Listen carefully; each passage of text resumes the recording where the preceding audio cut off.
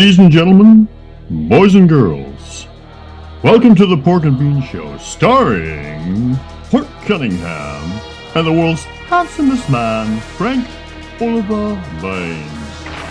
Sit back, relax, and stay a while as we stretch your imagination to places unknown and explore the mysterious world of the Sasquatch people and much more.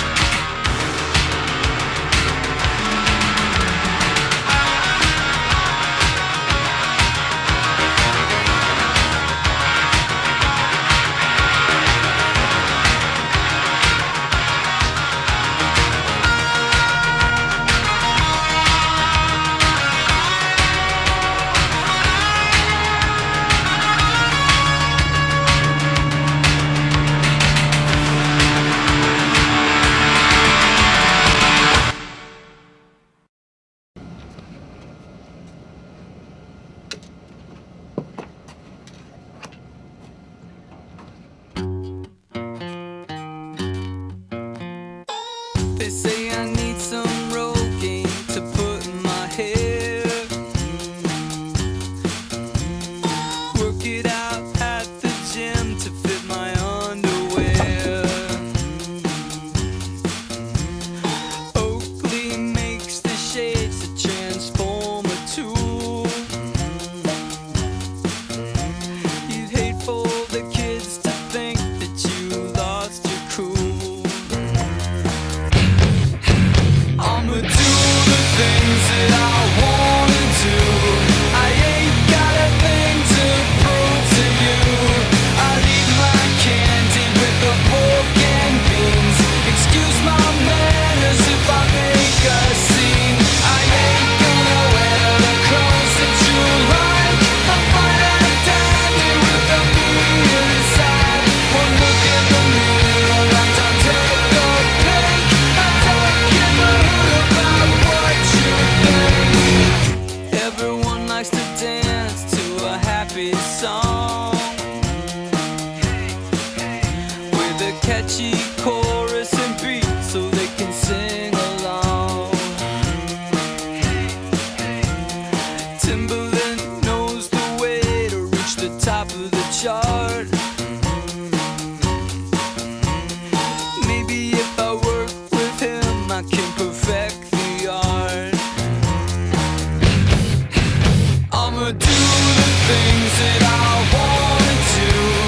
I ain't got a thing to prove to you. I'll eat my candy with the pork and beans.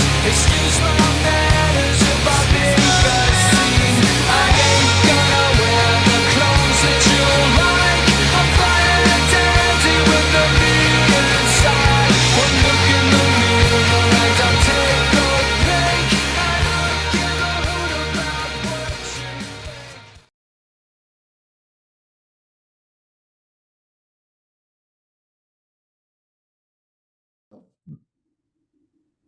Oh, wait a minute. I Are just we got a going to message. scream this time? Or is it, are we going to scream? Well, hold on a second. We got to go live. Let's go live before we get too funny. Yeah, and we might be live now because I just got a message that said recording in progress, and I see a little record button on. So All right. That's our recording. That means we're recording it to Brian's computer. And now we're screaming. Scream, scream. We'll all scream for live stream. hey, And now we're screaming. Scream, we all scream. Look, I got an echo, man. And so I didn't get your name, brother. So it's Brian and Oh, no, you can't say our real names on here. We're in I'm Frank we're Oliver. incognito. Whoa, wait a minute. I gotcha. gotta change our names. Gotcha. Frank Oliver Beans. I'm the bean portion of the show. Yeah, I screwed up. I had the sound going in the background, so whatever. That's cool. We like screwing everything up. Chaos, Hey. there's a lot of fun in chaos, you know what I mean? Order out of chaos. Well, we don't get much order, but we have a lot of fun with chaos. We have a lot of fun with the chaos. Rename. I'm going to rename us. And, oh, yeah, you got your brown dwarf down there. Awesome. Okay.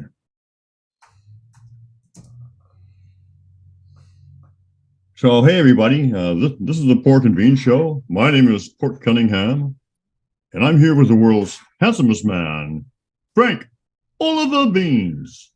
How you doing today, Frank? Hey. And we're joined today by... are we on the air? Yeah, fortunately or unfortunately for some, we are, yeah. So we're screaming now. Yeah, and we're here with our friend Brown Dwarf, who I was introduced to through another good friend of the show, Mike Colantonio. So you guys talked. I saw one of your videos. You did pretty good. I saw some of you. I don't know. Somebody else interviewed you. Yeah, thank you. And a big thank you to Mike as well, Long Island Bigfoot. And I'm honored to be on, guys. Awesome. Oh, I'm over on Pork and Beans. I guess I better refresh my browser so it pops up. Yeah, and I could already feel the vibe here, and we're having fun already. Oh yeah. Yeah, absolutely. All right. So should I start asking serious questions there, Mr. Beans, or are we just going to just tell them to start at the start? Okay, well, how about you tell us, how did you become interested in Sasquatch, and what was the catalyst? And where do you live, and how old are you, and what's your social security number? That too, huh? All right. And are you single? Are you looking to date anybody? I'll be sure to throw that in as well. Blood type, and if you have any communicable diseases. Yeah, so I'm California, homegrown. Grew up in Southern California, Los Angeles, Hollywood, out of all places. And yeah, growing up in that environment is pretty wild, and always been into the mysteries of life and stuff. Always, had a Guinness Book of Records around. Always would watch Unsolved Mysteries and shows like that, and being around this area, we always had a lot of exposure to that type of stuff. There's little trippy museums and whatnot. And so it's always been a big interest. And so, yeah, living in Southern California, people, have their views of California, and a lot of it is true. It's a wild place. And come to find out, I had a friend heading up north to Humboldt County to go to the university there. There's Humboldt State University, and I think it's recently changed. It's a poly now or something like that. But yeah, so she started attending there, and she knew that I would love this area of California, and eventually invited me one day, and I got to check it out, and I was just blown away. I knew the redwoods were around California, but I had never really been around them, and it was just a magical thing when I arrived. I had taken a Greyhound and an Amtrak up north, and it was quite a ride through California there. And but yeah, reaching Humboldt, the redwoods start a little before that, but once you're up there, it was a foggy Humboldt day, and we're known for the fog up in that area, and it just had this particular vibe, and I was just like, wow, I feel like I was in another world. And got to check out town and everything, spent time and got to know certain places and people there and the culture. And it's a really, really cool area of California, a lot of open-minded people. And and I fell in love. And I had to return back to California, and we made it a thing because she knew I loved reggae music and was into that. And Humboldt was actually hosting one of the biggest reggae festivals at the time, and it was running for about maybe over 25 years or so. So I made it a thing to attend the festival the next year, and it became a yearly ritual. So I was going up every year to these festivals and making friends and really good friends. And this went on for about 12 years, and eventually one year I never came back down south. So yeah, I had a friend of mine, a really good friend of mine, and she had a boyfriend. She lived in Mendocino County, which is the county under Humboldt. And but she had a partner at the time in Humboldt who needed help on his property. And so the opportunity opened up for me, and I didn't think twice. I was working for a very popular health food store down in Southern California for years, and this door opened up, and I hit the road, and yeah, that was that. So next thing I know, I found myself living up in the hills of Northern California, and got to learn a lot about the lifestyle, living in the woods and the country lifestyle. And it was just it for me, man. And learning how to take care of the land and all that. And yeah, man, that was kind of the introduction there. Cool. So Humboldt County, is that like around Willow Creek and all those kind of places? Yes, Oh, it you're is. right in the heart. You're right in the heart of it. Oh yeah, definitely. Yeah, we have Willow Creek, where you have the museum. There's the China Flat Willow Creek Bigfoot Museum, and that was there due to the whole Patterson Gimlin situation that happened a little north of there, over in Bluff Creek. And yeah, we could definitely get into some of that stuff. I've been in the area there several times. Have met some of the locals there as well. I actually lived on a hill above Willow Creek too, so we could get into some of those situations that I got into there. That's awesome. Yeah, so I also wanted to mention, yeah, I guess according to the BFRO, and I know they're in hot water these days. I heard people talking stuff about them even last night, about their database there. But according to them, Humboldt County has the most reports in California. So, and I take those reports, with a grain of salt, but to have that many reports documented from that county is just mind blowing. And for me, it was just an eye opener into this subject also. So that was always in the back of my mind, knowing that Sasquatches were around in this area. But at first, when I reached there, I'd never paid it much mind. It was a thing because it's in your face. I mean, you see Bigfoot stuff all over the place, as far as storefronts, shirts, Yeah. you name it, redwood carvings. I mean, they're all over the place. It's amazing. And so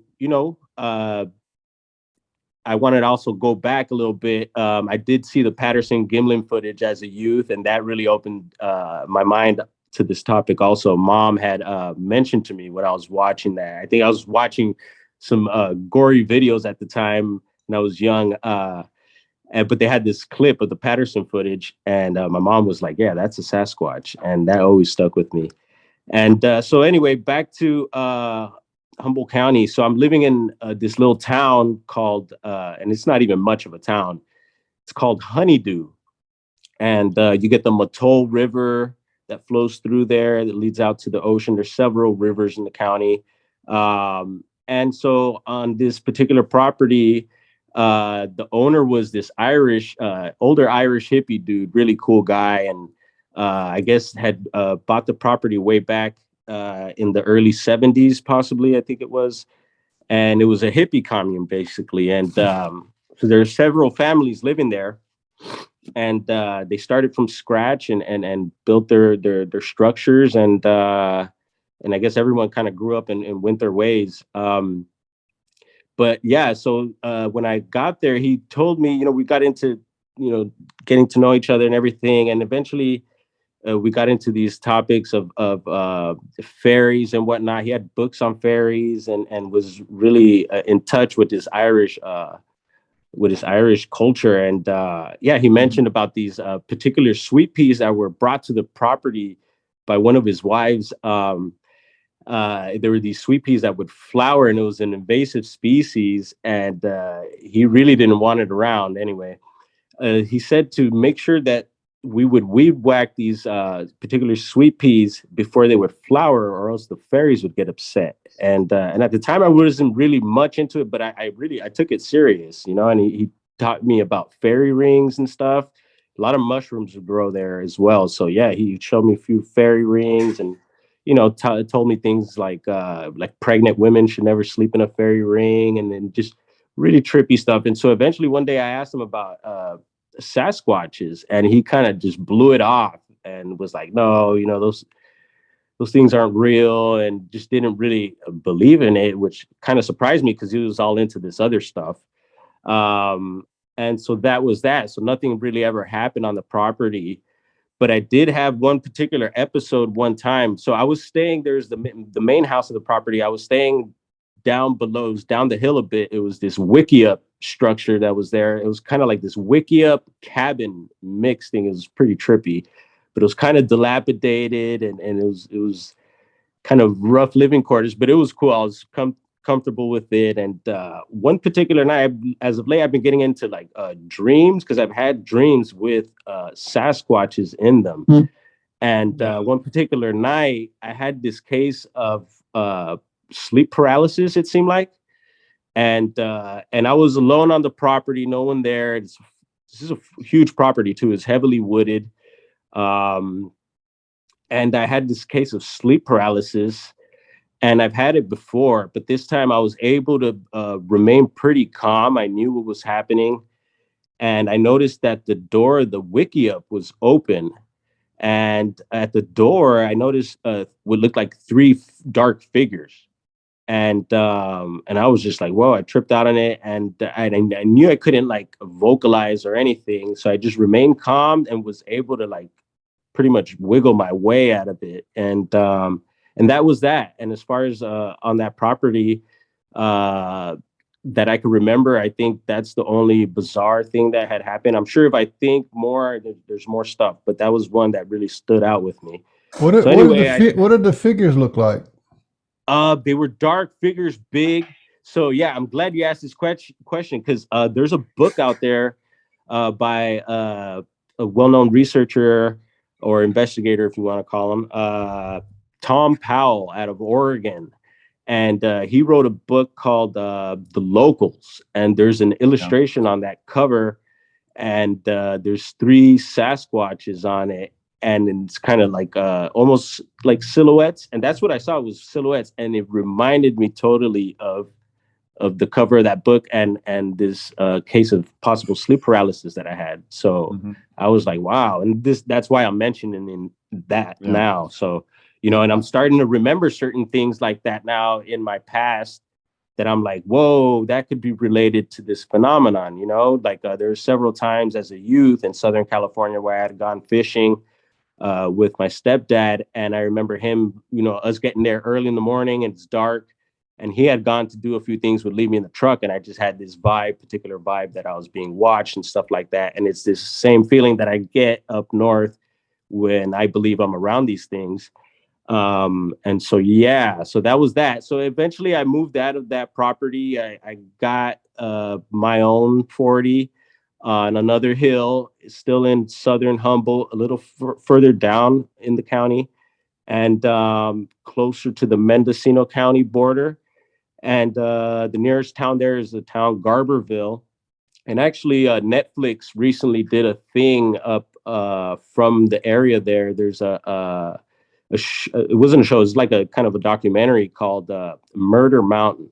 I don't know if you guys are familiar with that, but it kind of gives you an idea of what's been going on up there. And it's kind of like the dark side of Humboldt. You know, everything has its flip side.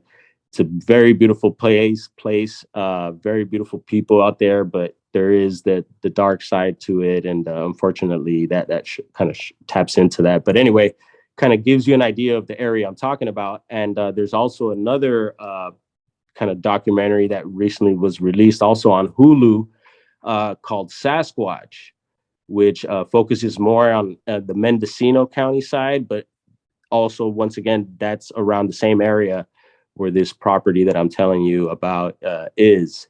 Anyway, so we moved into this property and started becoming more aware of the Sasquatch activity that was going on around the county. You know, I was reading into it, asking locals, friends, and stuff like that, and then my brother, who was living in Southern California, would come up every once in a while and come visit. And he started putting me onto some of the people on YouTube. And so I started tapping in and checking out some of the things that they were doing. And then I started learning about these like stick structures and whatnot. And I was like, whoa, that's pretty trippy. And so I eventually started taking a closer look around the property because we were on a heavily wooded area as well, and started noticing possible stick structures. And I was like, hey, wow, this is kind of weird. And I began documenting some of this stuff, and also started noticing certain vocalizations that didn't seem like normal wildlife to me.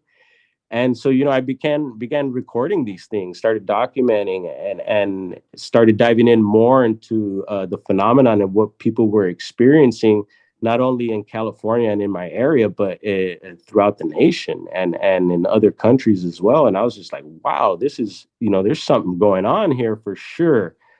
And yeah, and so if you have any questions, please tap in at any time. I was just going to say, what was the name of the guy you just mentioned? The guy who wrote the book? Oh, Tom Powell. Yeah, I know. I know Tom. Actually, I've met Tom Powell before. Yeah. Nice. Yeah. I really like his approach. Yeah, I like his approach to things, and so diving into this topic, there's it could be a circus. There's a lot of conflicts and beefs going on and things that happen between people and whatnot. And I try to avoid those things as much as possible these days. Yeah. Although it's there. But you have what they call the apers and the woo camp and all this and that. And so I dive into both, and the flesh and blood people and all that. And I get it. But I do honestly believe that there is something more to these beings that we just don't have figured out yet, and I don't know if we will. But I find that mystery very exciting, and that's what keeps me going. And so I caught the bug, and so I just started from the property, started making my way down to town, and around town there's several redwood groves in the area there, state parks, and started hitting those areas. And man, did I start finding a lot more stick structures and eventually prints and whatnot, and odd things started to happen around these structures, man. Just weird stuff, funny things like vocalizations, tree breaks, you name it, weird things. I had one time a green apple that was bitten fall from a super tall redwood tree. I was looking at this structure that was at the base of the redwood tree, and this apple just fell out of the top of the tree, it seemed like. And so first thing, it scared the hell out of me. And but I got a good laugh out of it. And so I'm thinking, okay, maybe there's a squirrel up there or something, right? And I took a look, and I even pointed the camera, zoomed in. There was no sign of any squirrel or anything up there, and I was just like, whoa, kind of odd. And it had a big bite out of it. Yeah, there was a bite out of it, and it seemed a little old too. It had a little bit of the browning to it, but and it landed right in the middle of the structure too. I was like, whoa, okay, surprise there. That was a little funny. And I did have one time the marble thing happen around some structures, and I was down in Mendocino, and I did send you a few pictures and stuff about that, and we could get into that a little later. Yeah, but we can get into that. But yeah, we got Tina Thomas. She lives out there. She says She lives in Mendocino County, Redwood Valley, Right on. and Yeah. she's got like really incredible contact with the Sasquatch people. Yeah. Amazing. She's got a Sasquatch child. Wow. Yeah. And then, you know what? Speaking of that, I've heard of someone out of Humboldt County, near the Bluff Creek area, that also supposedly had somehow gotten a hold of a youth and took care of it for years. And the lady passed away, and supposedly the Sasquatch made his way back into the wild. So interesting that you mentioned that. But yeah, Mendocino, love it, and I would love to hopefully one day link up with her and see what she has going on and share some stuff. Yeah, Um, she's very much into, well, like we are. We're not flesh and blood guys, although we know they're flesh and blood and interdimensional. But yes, we're more into the teachings and the connection and that kind of stuff with them. And yeah, so yeah, she'd be a good person for you to hook up with for sure. She's like one of the things reason why I think they're so connected to her because she's complete in love with nature, and so she goes out riding her bicycle and on the trails, and it's just like she kind of goes into some kind of other not ecstatic world, just loving nature, and pumping yes, out love all the time, and it's like awesome. that's like Yeah. uh that's like honey to bees, the Sasquatch love that stuff because Yeah, I they agree. love nature, but that's the vibration they're on. Is they're on a higher vibration of love. Uh, Yes, and so it's kind of like when you want to connect with them, it's kind of like they're on a here and we're here, and when you raise your vibration, it's easier to make the connection. makes total So sense. And yeah, speaking yeah, of vibration and all that, I've been remembering and reminding myself also that that we're in a I guess our world here is vibration and energy and just being able to tap into that, in a positive way. yeah, And yeah, raising the vibration. And so it seems like that's the thing these days. I mean, these days, as far as for me, I see it all over, and I've been practicing meditation and yeah, to raise the vibes, man, because it's much needed. yeah, And once again, it's something about Northern California as well. It could be all of California, but Northern Cali, it just that lifestyle, and you'll find it a lot, in the people, whatever, call them hippie, people call certain people hippies or whatever, but it's that vibe, that love, that caring, you name it, the positive vibes, man, you definitely find it up there. And I think that's been great help for me as well in this journey. And that's how I've been approaching it, yeah, and I feel like a lot of times I've been guided to the stick structures. So a lot of times I'll hear a voice in my yeah. head that'll kind of tell me, hey, you know what, go check out this grove over here today, or go over here. And it's almost like I'm being led to these structures, and may it be source and the Sasquatches working together, all of us co-creating and working together, I believe so. And yeah, man, I've had these runs where, these days where I feel like I'm in flow state, and things are happening as far as activity, finding the structures, finding tracks, and they're like, whatever, it may be hair, and just evidence of them. And sometimes it's subtle, and sometimes it's like boom in your face, and I love it. And I thank them. And I also, when I go into an area to go do my thing, I sometimes will either out loud speak, hey guys, I'm here, or I greet them mentally too, in my head, Mhm. and I believe they could pick up on that stuff for sure. Yeah, absolutely. What you're saying is a legitimate, authentic thing. Talking about being That's guided. my Yeah. experience too. I mean, being guided, thought placement. They'll give you a thought and then you get an answer right away. That kind of stuff. That's all a form of kind of telepathy, and that's. I'm happy you said that because you're experiencing real, authentic stuff. So let me ask you something about the dreams, because my experience is when Sasquatch come into a dream, it's more than a dream. They're actually visiting you in your dream. Do you feel like that? Does it feel like it's different than a regular dream? I've heard of that, and I agree. I agree, but for some people, when you say things like that, some people just can't accept it. And I get it. It's not for everyone. It's not for everyone. Who cares, man? We have to speak our truth, right? Who cares if they can't accept it? You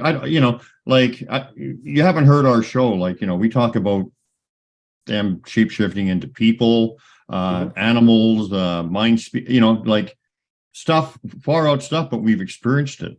So it's real for us. So, but I feel if you're going to represent them and talk about them, you can't be saying, well, I don't know if people will believe me, or, I don't want people like bullshit, man. Get off your high horse and talk some truth, because, this subject deserves to be talked about truthfully. So, and I can see that you're very open to it. You want to hear something fun? Let's hear. Jenny Jablonski, right? She's a lady who does animal communication, interspecies communication. She works with horses and donkeys, and that's why she worked with us. Yeah, right. We're Athens, yeah. But one of her donkeys came and visited me the other night. I wasn't quite sleeping. I just was closing my eyes, and this donkey's face comes up. I thought it was a horse, and I said, "Oh, what a sweet horse!" And the donkey got all mad. He said, "I'm not a horse. I'm a donkey." And so that was that. But then she was. Then I saw her post like a couple of days later. She's posting that she says that one of her donkeys, right? And I forget what the name of the donkey was, but it's one of her. She has these rescued donkeys and rescue horses, and she makes money with animal communication, right? But one of her donkeys wants to do a blog. One of the donkeys has enough to say that it wants to go on video on TV and do a blog and talk to humans. That is awesome, and I think how cool is that? That is super cool, and I could totally see that being a hit. Like, remember Mr. Ed? Yeah, Mr. Ed Wilbur. Hey, so tell us a little bit about some of these dreams. Are there any of them stand out, the Sasquatch dreams? Because I've had quite a few too, and they've actually answered some questions for me in the dreams. Like I would ponder a question that I was thinking about that day or like recently, and then they would come into my dream and give me the answer. One of them was, do you want to hear a quick one? Yeah. Okay, and then maybe it'll spark something in you to talk about some of your dreams, and maybe because that's how I'm getting energy from the Sasquatch. They're just hitting me up. I wanted to say in the UFO. Hang on a minute, I'm telling you my dream. This is setting you up, and setting Brown Dwarf up. In the UFO research, right, they did big surveys on this. The number one contact modality in the world by far is dream modality. When you dream, and so the ET contact is not being taken on a ship. The most primary contact is in the dreams. So you should count your dream experiences with them as the contact. That's the contact modality they're using for you. So you've had contact. And don't let anybody say, "Oh, that's just a dream, man." Yeah, that is contact. Mm-hmm. Yeah. So Roger that. Okay, so I'm except for Brian when they give him dreams because they don't want to contact him. So I'm pondering the question because I've had experience where I've seen them shapeshift into humans and stuff. Okay. And I knew that what I was looking at was not a human. The behavior, everything it wasn't. And then I've had other people verifying it too, even as far as the human they met had the floral fragrance of their Sasquatch kind of thing. But I mean, it's a big, huge story I don't want to get into because we've talked about it before. But basically, what I was doing is I was thinking about because it stretches the mind, even for people who are so open and have had these experiences, to think that they can actually shapeshift into humans. Because I try to use discernment too. So I always weigh things, even with the experiences. But so I'm thinking about this, right? can they shapeshift into humans and whatever? Even though I knew the answer, I knew they could, but I'm still thinking on it. And I go to bed, and I have a dream about a Sasquatch. Well, this is fresh on my mind, right? And what I see is the Sasquatch walking across my field line of vision, walking from right to left, and all of a sudden it shapeshifts into a human. Hmm. So they were giving me my answer in a dream. Gotcha. And that's interesting because I've also heard of reports of Sasquatch possibly wearing like clothing, like that, not wearing clothes, but it had like ripped clothing, like a ripped shirt or something like that. Yeah. And Yeah. so that kind of makes me think of that. And I've actually thought of the possibility of them, or if possible, humans, vice versa, could shapeshift into Sasquatch. You know, I don't know. It's just one of those thoughts. You know, there's many thoughts in this topic. But yeah, very interesting. Yeah. Well, yeah. So tell us about some of your dreams, and maybe we can Yeah, so discuss.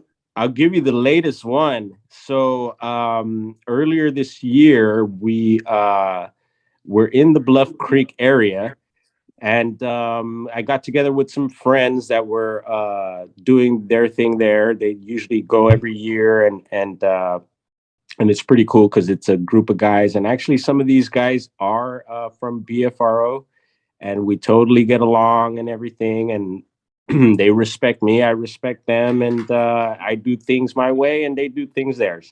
And so we all get along there.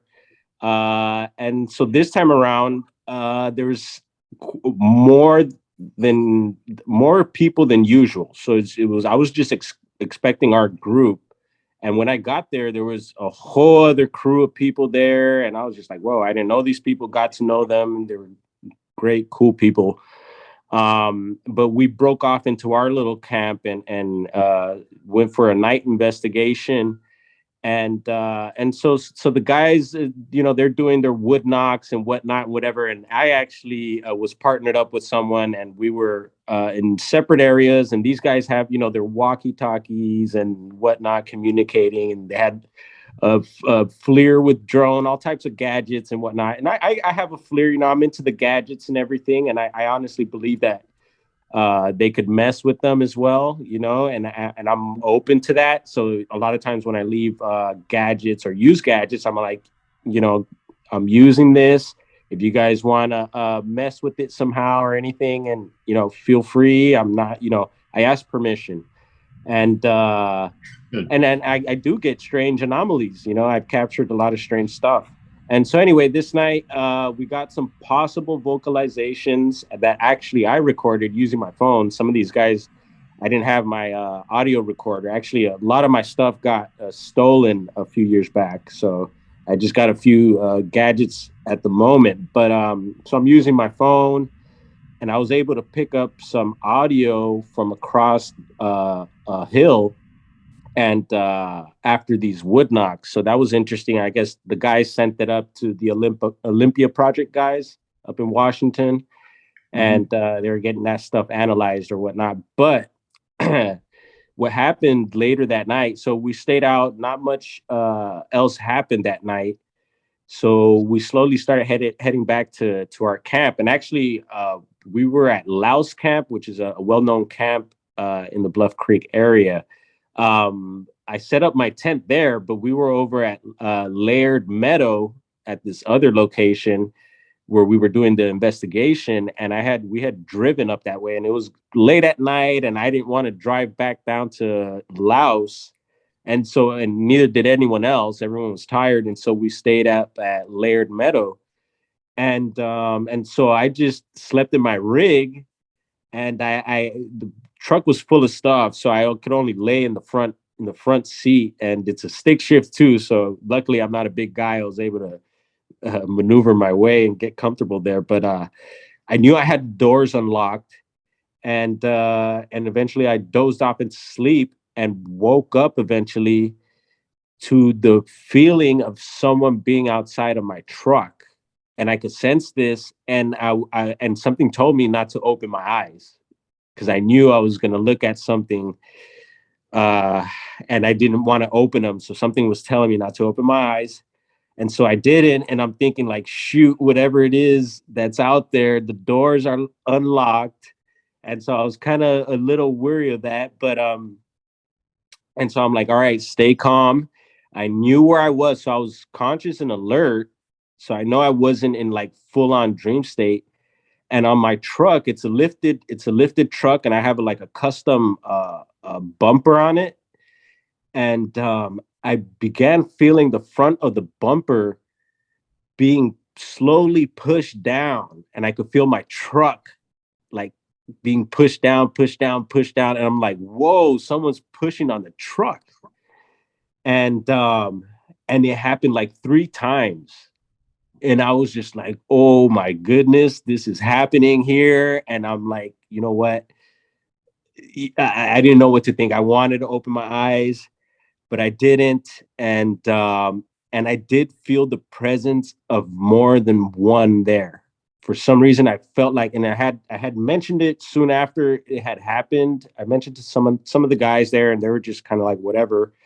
But there was a podcast that I recently had done, and mentioned that, and and mentioned about the three possible three beings. For some reason, I don't know, I felt the presence of three. And it was a scary vibe, but it wasn't negative, because I think if anything, were to bad were to happen, it would have happened. It was open game. So nothing bad happened. And it was just like, once again, them showing me their presence there. And I was just like, wow, for this to happen here, it was epic. And it seemed like everyone else were just like, they didn't really have much going on, and I was excited about that. So that was one of the latest dreams there. I'm glad you said that word wow, because that's what the ETs do, and that's what the Sasquatch do. The ETs will show up and do something in the sky. You go, wow, like there's no reason for them to do that. Or you say, hey, but power up, and they power up, and you go, wow. So there's that wow factor, and that wow factor is the stories that you can tell about them, and which is like sends out the consciousness, man. It's totally cool. They gave you a little wow, little wow gift. Oh And yeah. that everybody gets those wow gifts. Oh, look, I got this rock. Wow, Mhm. Oh, this is a feather, and they get all wowed out. Yep. And so that was the recent one. And there was a couple other dreams I know of, but one of them I don't really remember, and one of them I remember recently, because I was watching a video of mine, kind of looking for some stuff in it. And in the video, I had mentioned that I had a dream about a teepee structure, and I'm not sure if I found structures in that particular video, but I had mentioned it in the video. So yeah, I have had several dreams with them for sure. That's awesome. And you obviously, I think that they probably, and nobody else had any experiences other than you in that Not BFO that gathering. not that night that I know of. Some possible vocalizations, like I said, that were recorded, and I think the results kind of came back on those vocals, and I guess it might have been possibly I don't know, I forgot what they said, but some sort of wild animal maybe, but it was cool that it kind of answered to the wood knock. Yeah. Well, you're obviously a guy with a big open heart, and got a lot of joy and a lot of good vibe, high vibrations in you, and so that's probably why they would interact with you. And And maybe some other people. That's one of the keys. yeah, I believe it as one of the keys. And yeah, man, I feel blessed to be able to have these experiences, and it also makes me happy that others are having the experience as well, and to be able to share it. And once again, thank you for having me on. And I love this. Yeah, being able to see what other people are experiencing, and knowing that some of the stuff that you're experiencing is the same, and even the stuff that's not the same, you keep an eye out for things like that in case it happens to you. And yeah, just to know that it is happening, it brings me a lot of joy. Yeah. So, how long have you been in Humboldt County, and how long have you been doing this? Yes, I've been in Humboldt about going on 13 years now. Well, this new year coming up, and like I mentioned, I had been traveling up there for about 12 years before that. So Yeah. it's been a long little relationship with that area. And then also I have family that also live in the county in different parts. So I get to explore a lot of different areas real thoroughly. And these are well-known areas that have history and a Yeah. rich history of activity and stuff like that. So yeah, man, all this stuff has kind of fallen into my lap, and it's been a blessing. And then we also have family that are over in Trinity County, which is also to the right of Humboldt, and that's another well-known area. A lot of stuff has happened to me there as well. We also have a cabin up in the woods there, which is a perfect area for all this type of activity. And yeah, I also wanted to mention the orb activity. So back to the property in Southern Humboldt, the orbs started popping up there. So I was finding stick structures, getting vocalizations, and then the orbs started popping up in the woods on the property. And there's also this particular rock. It was a big rock formation on the property, and almost nightly, this blue whitish orb, looks like a star, would pop up and do its thing, dance around, turn on and off, get really bright, dim out, and all this weird activity. And I began documenting that stuff too. And then I would see them float through the trees. I'd see them dart up into the sky or drop from the sky down into the woods. And come to find out, people were experiencing this type of activity as well with the Sasquatch phenomenon. And I'm like, wow, Yeah. well, here it is. It's happening here. And I began documenting that stuff as well. And yeah, man, so I got a lot of videos with the orb activity. I think I might have sent you one, but since we weren't sure about the videos, I didn't send them all. But I got more I could definitely share with you. And I do have some, I want to say, telepathic experiences with them as well, because I would stare at these orbs sometimes and they would like react to my thoughts, it seemed like. And also Describe I that. was Describe that in detail. Describe that in detail for us. Yeah, so I would spot these orbs and I would focus on them. I would be looking at them and I would see the little things they would do, whatever they'd change colors, like I mentioned, dim, get dim or get really bright. And I mentioned they look like stars. And so I would look at them and kind of, I'd be alone most of the time, and so I wasn't talking out loud, but I would be talking in my head to myself. But then I would be getting like these other messages from someone else. And it's, I'm looking at this orb. So I'm like putting one and two together. And like, it's like, I'm wondering, is this thing communicating with me? And off the bat, I can't really remember anything. I just remember mentioning like, oh yeah, I don't want to be abducted, if anything. I don't want to become a 411 case. But yeah, I'm like, I come in peace. You're beautiful. I'm documenting you. And others would pop out too. Sometimes I'd have multiple orbs and different colored ones. I've gotten the red ones, orange ones, green ones. I mean, you name it.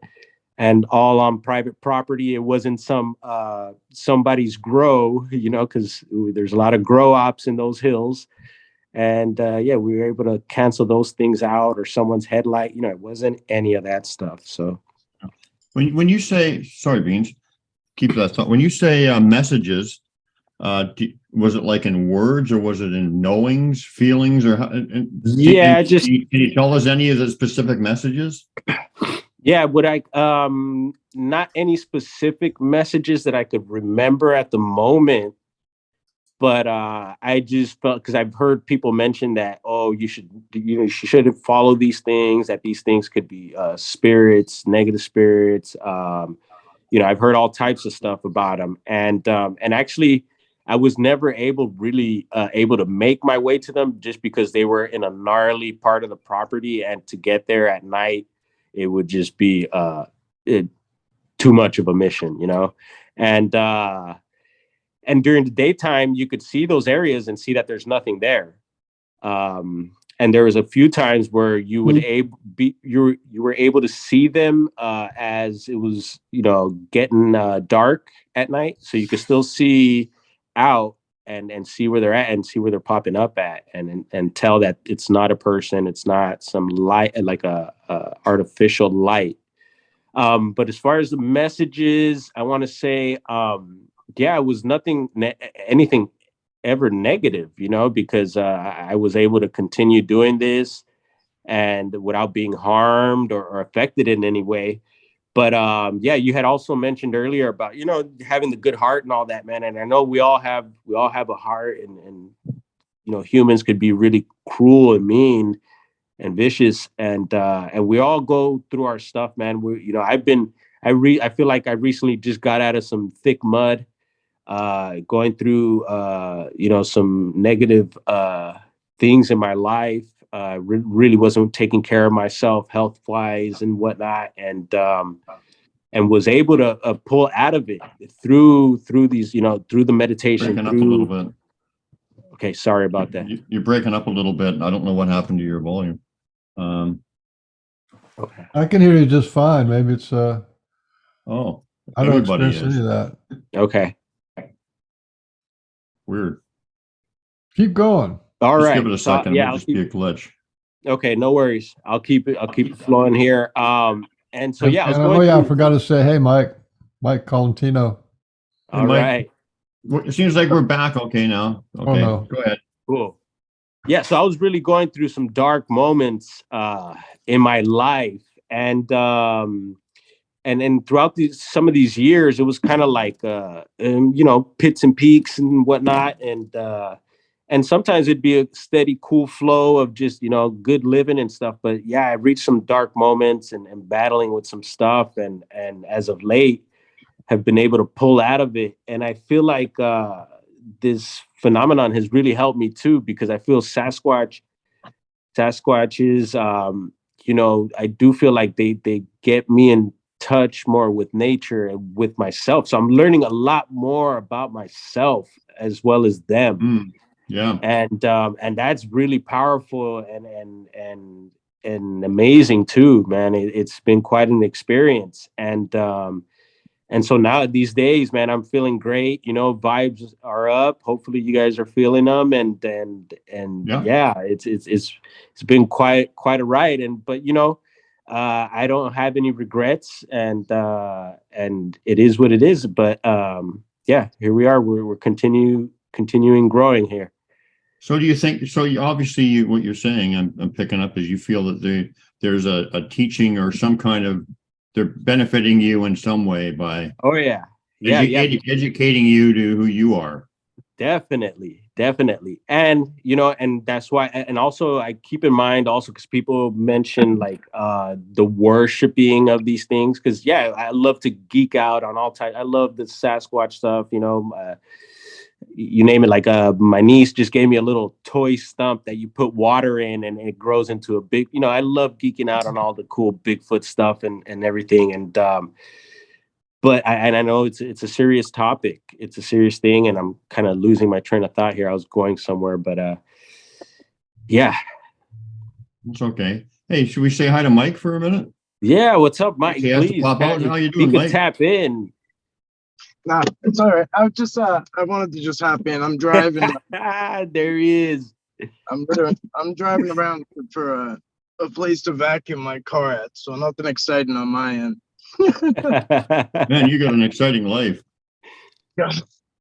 That's part of the Sasquatch experience, is muddy, filthy cars, right? Yeah. I got kids too, so I can't just. I got mud everywhere. And it's funny, Mike. I've seen Mike around for years, but as of late we've hooked up and really been tapping in and sharing stuff, man. So I'm really excited about that, and I appreciate the referral, Mike. Thank you, bro. Yeah. No, you belong here, and like you know what I mean. Like not that like we exclude anyone, but like there's just like there's the people who sell the monster, and then there's the people who are just like keeping it real, for you've always kept it real, you just follow your journey and whatever that is, like, and Sell the monster. What a term. Ain't that true. Well, I mean, everything like if I Monster Village, Monster Mountain, Monster Creek, Monster Hollow, everything. Monster Mash.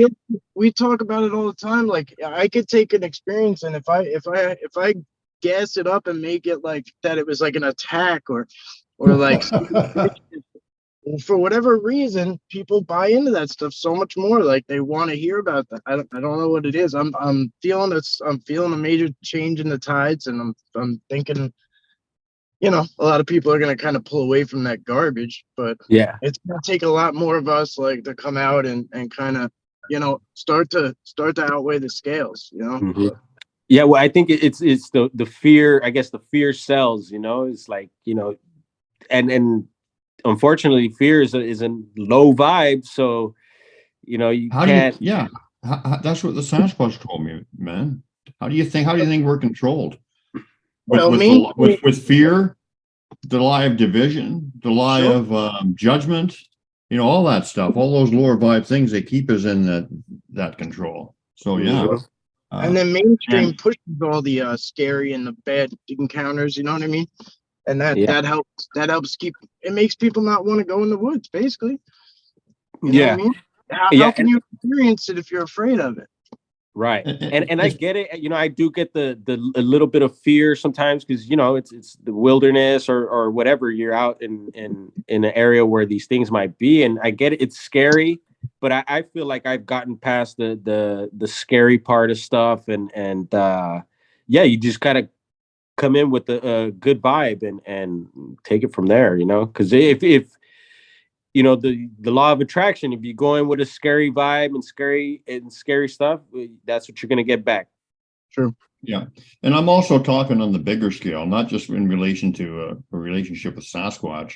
I'm talking about, like, Oh yeah. being controlled by Yeah. through Oh, fear yeah. and lies, and like, you're different than me, and like, Mhm. all that horse shit that we're fed, that keeps us Oh, in yeah. that state. Because the Sasquatch say that we're all one and all connected. We're all like a universal mind. We're all part of the, we're Divided. I forgot my words now. Like, we're divided, but we're not supposed to be. Like, it's Mhm. divided by design, like, Well, yeah. but we are, you're right, we're all connected. We could all easily vibe on the same frequency and be like this, one united front, and everything would be so easy. So Yeah. easy. I know what I Yeah. was going to say. We're all expressions of God expressing Himself. We're all part of the one, the universal Mhm. mind. And and that's the message of the Sasquatch that I'm being taught is that, because if we learn that, then there is no fear, there is no division, there is no hatred, there is no judgment, and that's how the transition shift and whatever people talk about is going to Mhm. happen. And I talk about that practically every show, but it's such an important message for all of us that I have to keep talking about it. So, yeah, it's when we realize that we are all one, and that we're not divided, and all these negative things that we're taught through our history, all throughout history, and by people, and even by our parents, because of ignorance and whatever, and then things are going to change. Well, So, I always bring it back to race, racial, racism still exists. Like, there's people that don't accept, every color human, or every whatever, because of whatever reason, religion, or the way they were born. And people like want to prove Sasquatch to the world. I'm like, there's people out there that don't accept what's in their neighborhood, or their neighbor, or their so Mhm. it's a big task, I'll tell you that much. It's a big task, but we know they're there, and as long as we keep the true message going, you guys are doing the right thing right here, Pork and Beans. Like, I honestly, I think maybe the name of the show keeps you guys from getting found for more people. Because I was talking to someone about. Yeah, we did that on purpose. I was like, how do these guys? These guys are like legends. How is there not like a million people hanging out with them every day? And Well, that's your job. You're our new admin, right? How come you couldn't how come you couldn't hook up on that admin button, man? I think Facebook must be screwed up, especially with phones. It says that both of you invited me to be admin. I click it and it just goes to Pork and Beans. And I don't know, but we'll try again another time. It's not a big deal. Oh, you're not an admin yet? Okay. I'll take the unofficial title. You know. I wanted to mention also, since we're talking about with the Sasquatch, if they are the teachers and they are positive, you know, what you were saying earlier, and we're talking about the way our system's set up, wherever you may be, that could be a major reason why the information about them is suppressed, because if they're the ones to help open us up to learn more about ourselves and about them and about living a better way, you know, I believe there's forces out there that are against that, and these forces could be the ones that are keeping this whole topic the way it is, you know, for certain absolutely people. That's very astute comment there. That's absolutely true, because they don't want us opening up to who we truly are, and to not live in fear, and to not live in the lies that they're shoving down our throat. They definitely don't want that.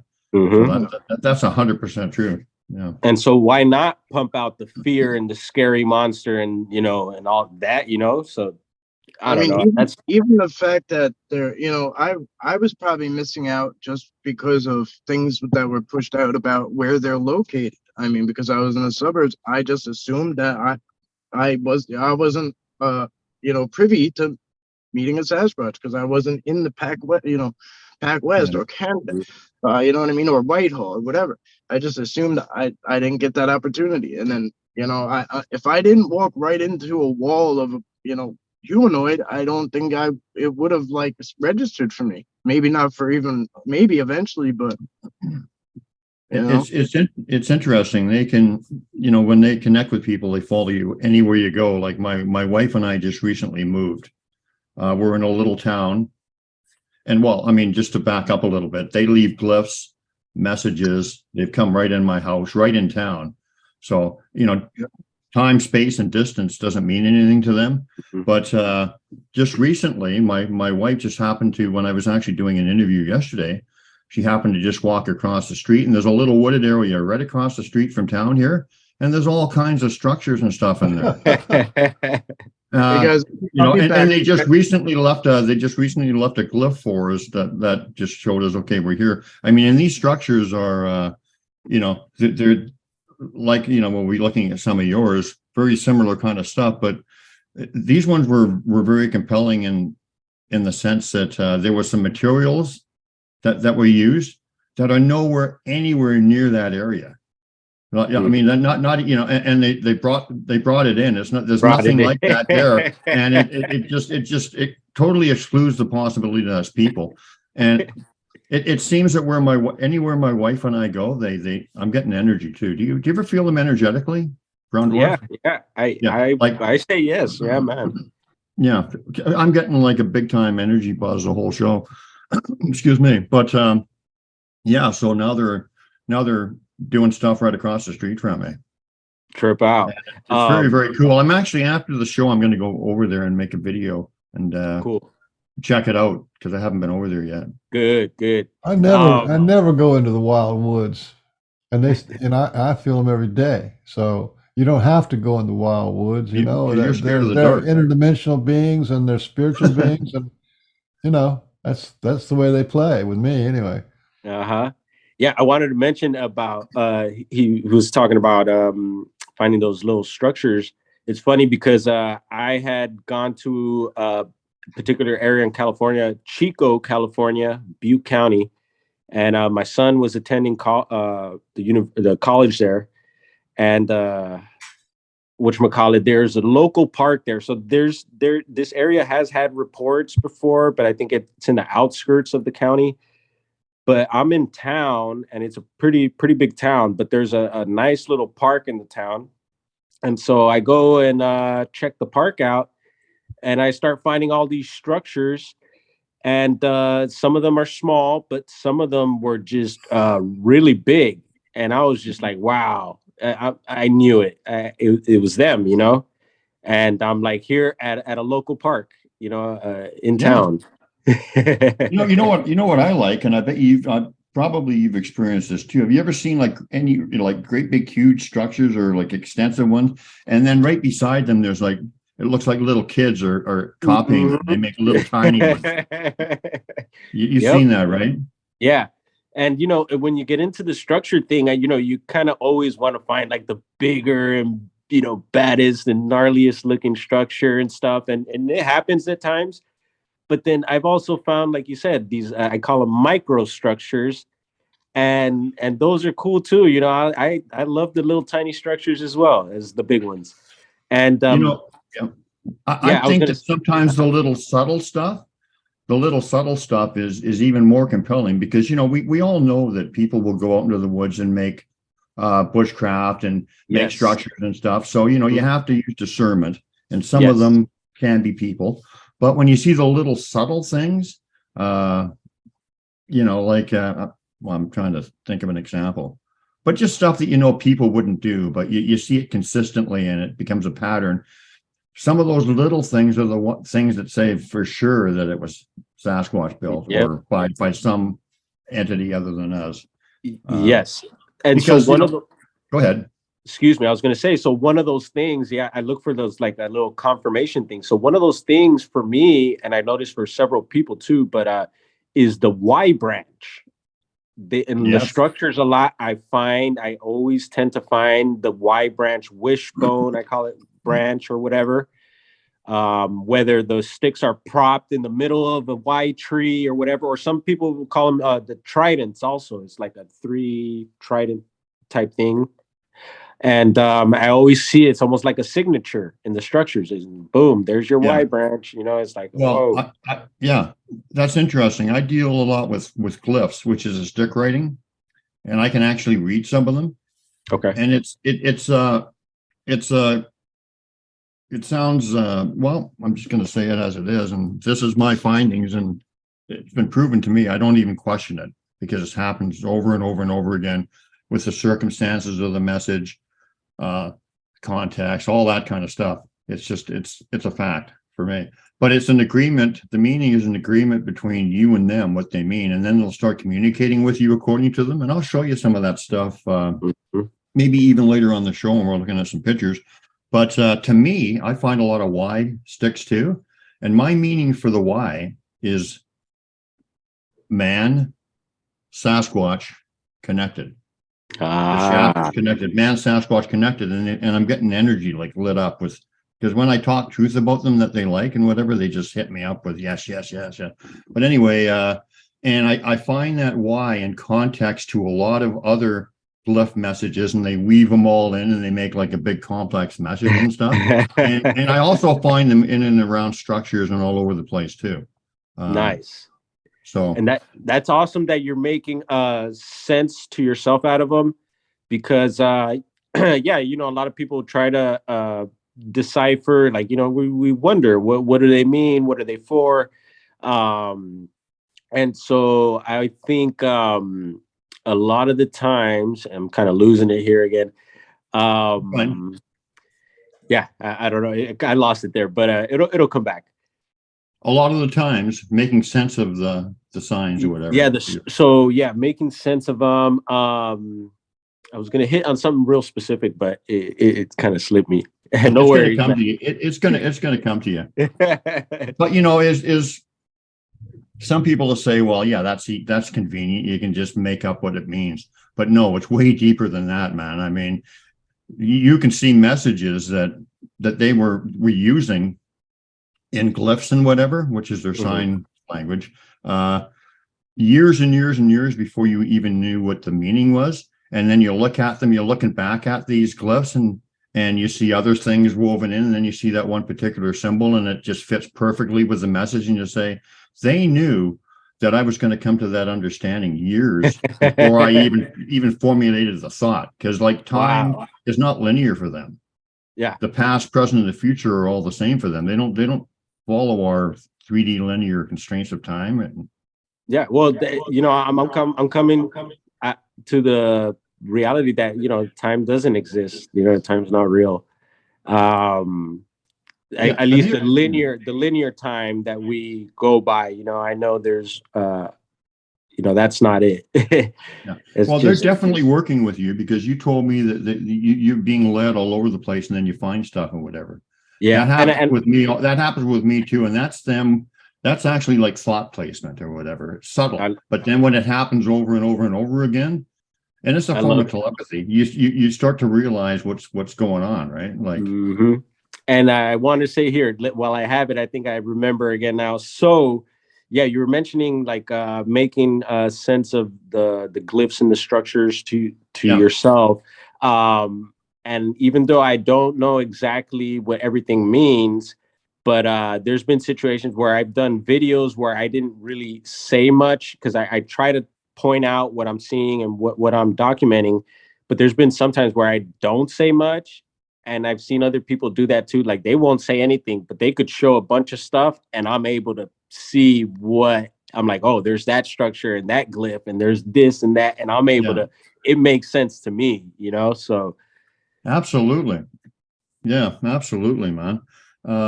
We should start looking at some of your pictures of the structures and whatever, and then let's do it. Well, I mean, this isn't my show, but maybe we could maybe do that. Well, maybe we'll do a little bit of it, but I swear, man, I'm not even like speculating. It's 100%, 110%. They can communicate with you through glyphs according to a meaning that you will come up with them.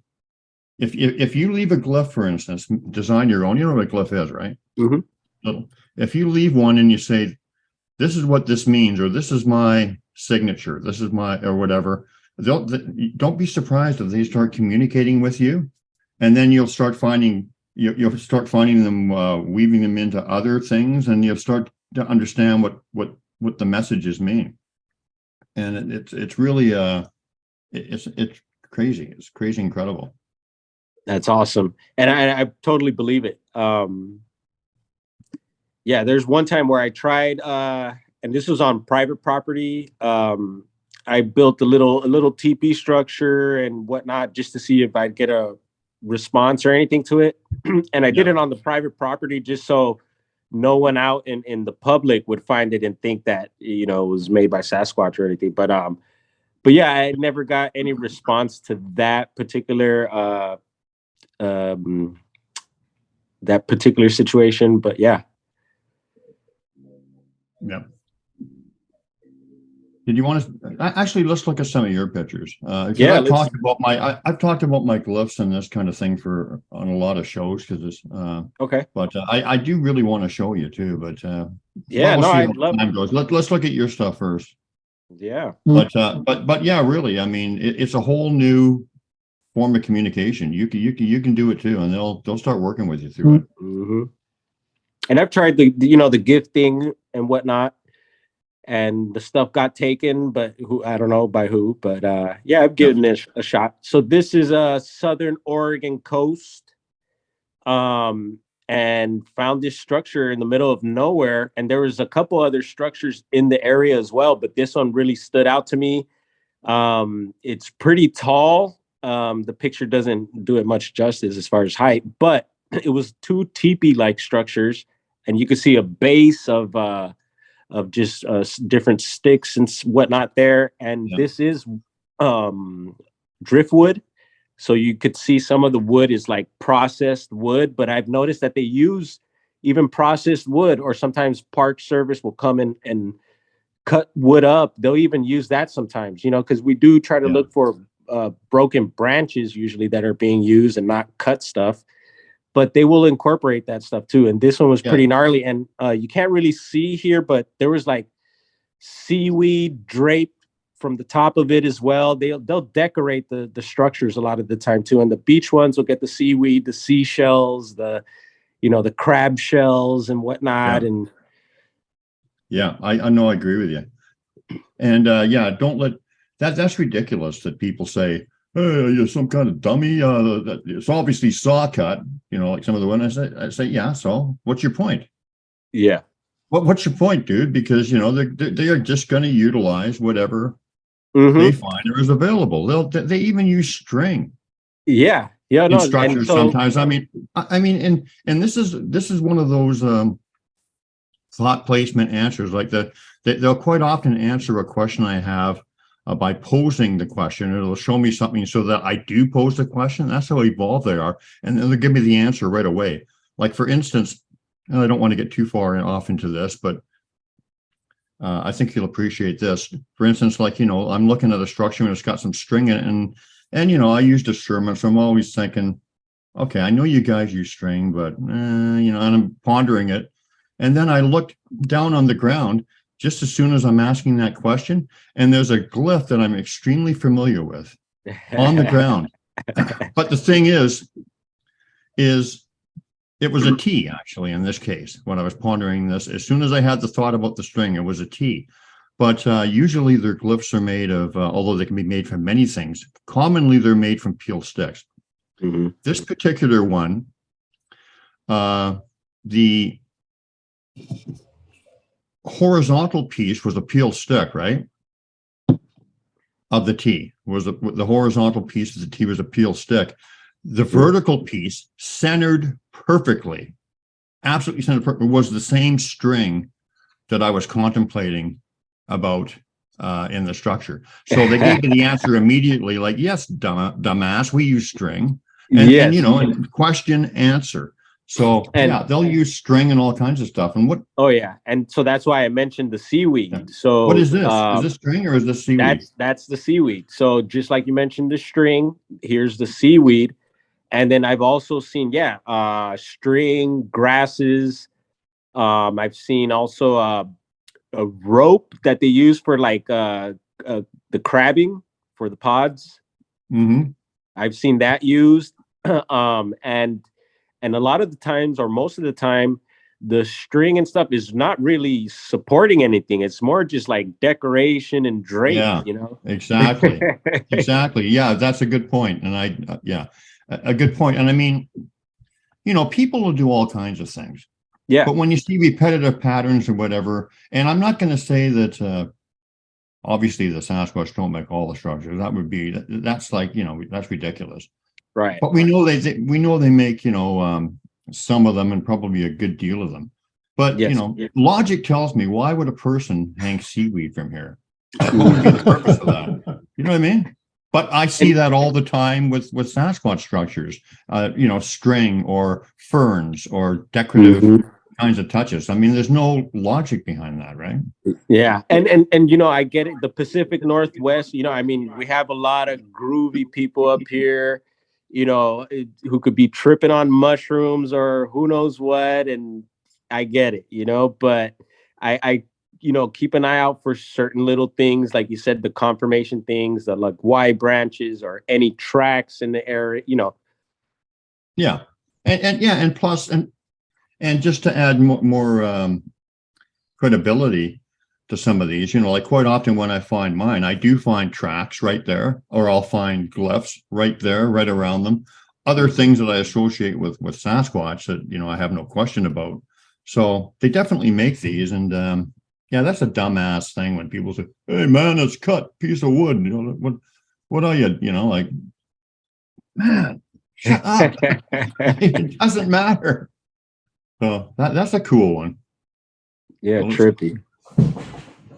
I see a lot of these kind of things. Once again, there's no reason for that, right? Yeah. So this is in a particular redwood grove. And as you can see, the creek there is dried up. So that's a creek bed. And so it's off. People do travel through this area, but this was hidden off to the side. And the teepee wasn't large at all. It was a nice little small one. And it eventually got deconstructed, but then behind that redwood that's down there, they did one of those like a bunch of just lean sticks behind there. So there's been Yeah. structure activity there. Yeah. No, I mean, I look at this, man, and I see all this stuff piled in here, like little greenery stuff or whatever, and it's just exactly what I find. I mean, Mhm. I look at that and I say that's Sasquatch for sure. Yeah, and honestly, I don't even think a little kid is gonna fit in there. Although it does have a little opening, but yeah, I don't think it's shelter for anyone or anything. Yeah. By the way, there's a lot of commonalities in these things and whatever. So I want to ask you if you find, first of all, I noticed that little blue marble you were talking about. I find a lot of blue stuff sometimes in these structures, little blue Yes. toys or marbles or stuff like that. Yeah. Have you ever, do you ever run across hollow stump structures and stuff with like roofs, thatched roofs and everything on top? Stuff like that? Not that I know of. It might just be because the area is different. But what can you elaborate more? Hollow stump? Well, like, like an old tree that's been cut down from the loggers like 80 years ago, and it's a stump and it's hollowed out, Yes. and there'll be thatched roof or something on top of it. Yeah, no. So I find these stumps, and what's a trip, because some of these redwood stumps are massive. Yeah. And I noticed that they'll decorate the tops of the stumps. So I don't know if that's what you're. Yeah. And that's what I'm talking about. It's almost like a honoring of the tree or something. I get a vibe, But have you ever seen in these stumps? Because I find this a lot up here, little sawed off stumps that are inside of it. Like it almost looks like it's a seed or something. I see them all the time. Have you ever seen that? No. Not that I remember. And then, so I'll have to go back in my videos and look at my stump videos to see if any of that pops up. And I see them all the time, and it looks like they're just like, you would think, well, the kids just did that and they're going to sit in them. But sometimes I see them in hollowed out stumps where there's no entrance for a kid to go in. And, it's like how some of them are heavy, and how do you look to, it's just one of those patterns that I see a lot. Wow. Oh, here's right. Here's your marble. Yeah. So this is back down in Mendocino County. And we had gotten an Airbnb for my partner. It was her birthday, and it's really nice house. This is on the Highway 1, so this is right on the coast, and so right where this Airbnb is, and it's pretty rural, the area, northern Mendocino. And there's this beach down below where the house is. And so we decided to walk down the beach because I spotted some structures from up above. And I was like, okay, there's something going on down here. And so we made our way down, and you're able to drive into the beach. But for some strange reason, I thought it was strange. The beach had been closed. And so when we get to the sand, I start spotting all these you name it, different types of structures. And so I'm making my way to the structures, and boom, at the base of my feet, I find this blue marble. And at the time, I was, thank goodness, I was aware of Mike Patterson's experiences. And it just hit me right away. I was like, whoa, there it is, a blue marble. And I went to go start inspecting these teepees and these different structures. And on one particular structure, I found, and these structures are made out of driftwood once again, because you got the mouth of major river there, which I hear is people report that those are good areas for the Sasquatches, and it opens up to the ocean. So you have two sources of water there, and plenty of woods. And so on one of these structures, I found two figurines carved into the drift. There's two pieces of driftwood, and there's a carving made out of them, and it looks like, to me, two Sasquatches. And I sent you a picture of that. Yeah, and we'll get to there. I saw those too. So what's your take on that? Do you think the Sasquatch carved those? I think something told me that they did, because I found the marble, I found all these structures, and then on the structure I find these figurines, and something inside me felt like, hey, this might be a gift for you. And but I wasn't sure. So I just kind of like, oh man, I'm not sure if I should take this, but I kept the marble and I just documented the figurines. I left them there. And a few months later, I came back to see if they were still there, and they were gone. So I Yeah. kind of felt a little bummed out about that, but I'm happy that I was able to document them. Well, they're definitely capable of doing that stuff. It very well could have been them for sure. Mm-hmm. Typical structure I find up here. This is very typical. Yep, and that's another little teepee, and of course, a little Y branch is incorporated in there, and that's along a side of. This is kind of like a detour route, so you can see a road behind there, so there is traffic through there, but there's also a major river to one side, and the rest is all just hills and woods. Well, this is one argument that naysayers give is like, what do you know, like, well, I mean, obviously people made them. It's right in a campground or it's right by a road or whatever. But there's one thing about the Sasquatch. One of the things they're trying to do is they're trying to reach out to people in a non-threatening manner and saying, hello, I'm here. Can you see me? And then when you formulate that thought and consider that, then there's a possibility that they can connect with you and work with you. So it's kind of like this is the time of knowing. This is the time of them coming out. This is the time of us waking up as humanity. And so these are very non-threatening introductions that we come across, and then people consider the possibility or the source of it, and then who knows where it's going to go from there. It could turn into a beautiful relationship.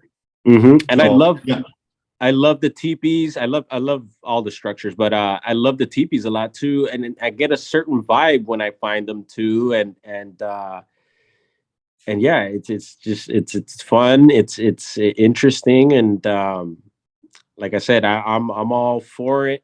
A lot of guys aren't into the structures, but I definitely think there's something there to them. Oh, 100%. If we have time, I'll show you a few of mine. It'll probably blow your mind, the similarities between my take on this is that from my experience, the Sasquatch go where the people are. So if there's a place where there's a lot of traffic and there's a lot of kids and there's a lot of stuff going on every weekend and stuff, they like to go there. So the Sasquatch who are friendly with humans, they'll go into towns and they'll go to parks and stuff, and they'll let you know that they're there. And then but all the researchers, they want to go like 5 miles out beyond the end of the dirt road, and then you're going to find out there, you're going to find the Sasquatch who don't want to have anything to do with humans, and they're grumpy. And what are you doing here? So that's if you care about Sasquatch, you want to make some kind of friendship move with them. You don't have to go far. You can go to check out your own parks that are closest to your house. Check out your own nature walks and stuff where people go for exercise, and you'll see their signs there. They'll be there. That's totally right. agree. Yeah. Well, like I said, my wife just found they're right across the street now. Right across the street, right in the middle of town. But you know where you find the Sasquatch? You know where you have to go to find the Sasquatch? Into your heart. That's where you have to go. Yep. Where they show themselves, in the physical manifestations like the structures or whatever, can be anywhere. Yes. Can be anywhere. And you hit it right on the bullseye once again, because I was mentioning earlier about remembering ourselves, who we are, what we're capable of, and all that. I feel like darn it, I'm losing it again here. So many thoughts going at once, but what we're capable of. Yeah, but you're mentioning what did you just mention a few minutes ago? You were saying You the find them place in to your meet heart. them. Yes. The place to meet them is in your heart. Yes. So it's funny to me now the way I look at things, because another thing right now for me, man, is perspective. You know, your perspective of things, and so yeah, changing my perspective of things. And so yeah, I look at a lot of people that are searching outside, like you said, they're going far into these wilderness places and searching when you should be searching inside, like you just said. So that I just wanted to put that out Well, there. I totally yeah, agree with that. yeah. And one thing Beans and I have been talking about lately, and is you know, I've seen them in the physical quite a few times, but they really the way that they want to interact with you and the way that they want to introduce themselves is on an energy, knowing, spiritual teaching kind of level. Mhm. That's the ultimate. It I mean, it's kind of like you walk up to a person and you look at them and you don't really know who they are. You have to get to know them on a energy level or whatever, or on a Mhm. deeper level, and that's the kind of introduction and level of connection and knowing that they want us to have with them. They're not out there to give us thrills and chills. I think initially there's a lot of that kind of stuff. The wood knocks, the whoops, they'll Mhm. show up in person, do dramatic kind of things. But once you've got that, once they have you invested in the journey and the teachings or whatever, they don't need to do that stuff as much. Mhm. So what are we looking at here, So Mr. here, Dwarf? this is a Can I call some you Mr. long. Dwarf? This is this is on the property, and in the back you can see the rock there. But this is just a view of the Milky Way. But if you go on to the next pictures, you'll see some of the strange air. See that anomaly there? So I don't know what that is, but It it's could be some a of the. shooting star or something, or a meteorite shower. Okay, so anyway, Well, there's some. why don't you see if you can zoom in on it? That I I'm don't know just what saying it that. could be. I'm not saying it is. It could be. It could Yeah, be, yeah, but it's but it just doesn't look like any shooting star I've ever seen. yeah, so just some of the weird pictures from the aerial anomalies that happen on the property. These are just some of the pictures, but I do have some orb videos Yeah, that we can I get into did. some of those. Yeah, so Oh, well, no, anyway, this is. Oh, is that might be that? This actually might be that. What's that thing that Musk has up? Starlink or something.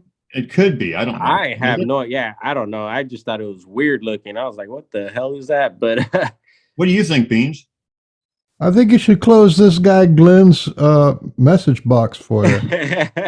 Just click on close that thing. There you He's go. willing. You got 100 of them. I think that's a bona fide absolute anomaly. Well, yeah. I mean, the red parts here. That's kind of different. I mean, it's whatever it is. It's very cool.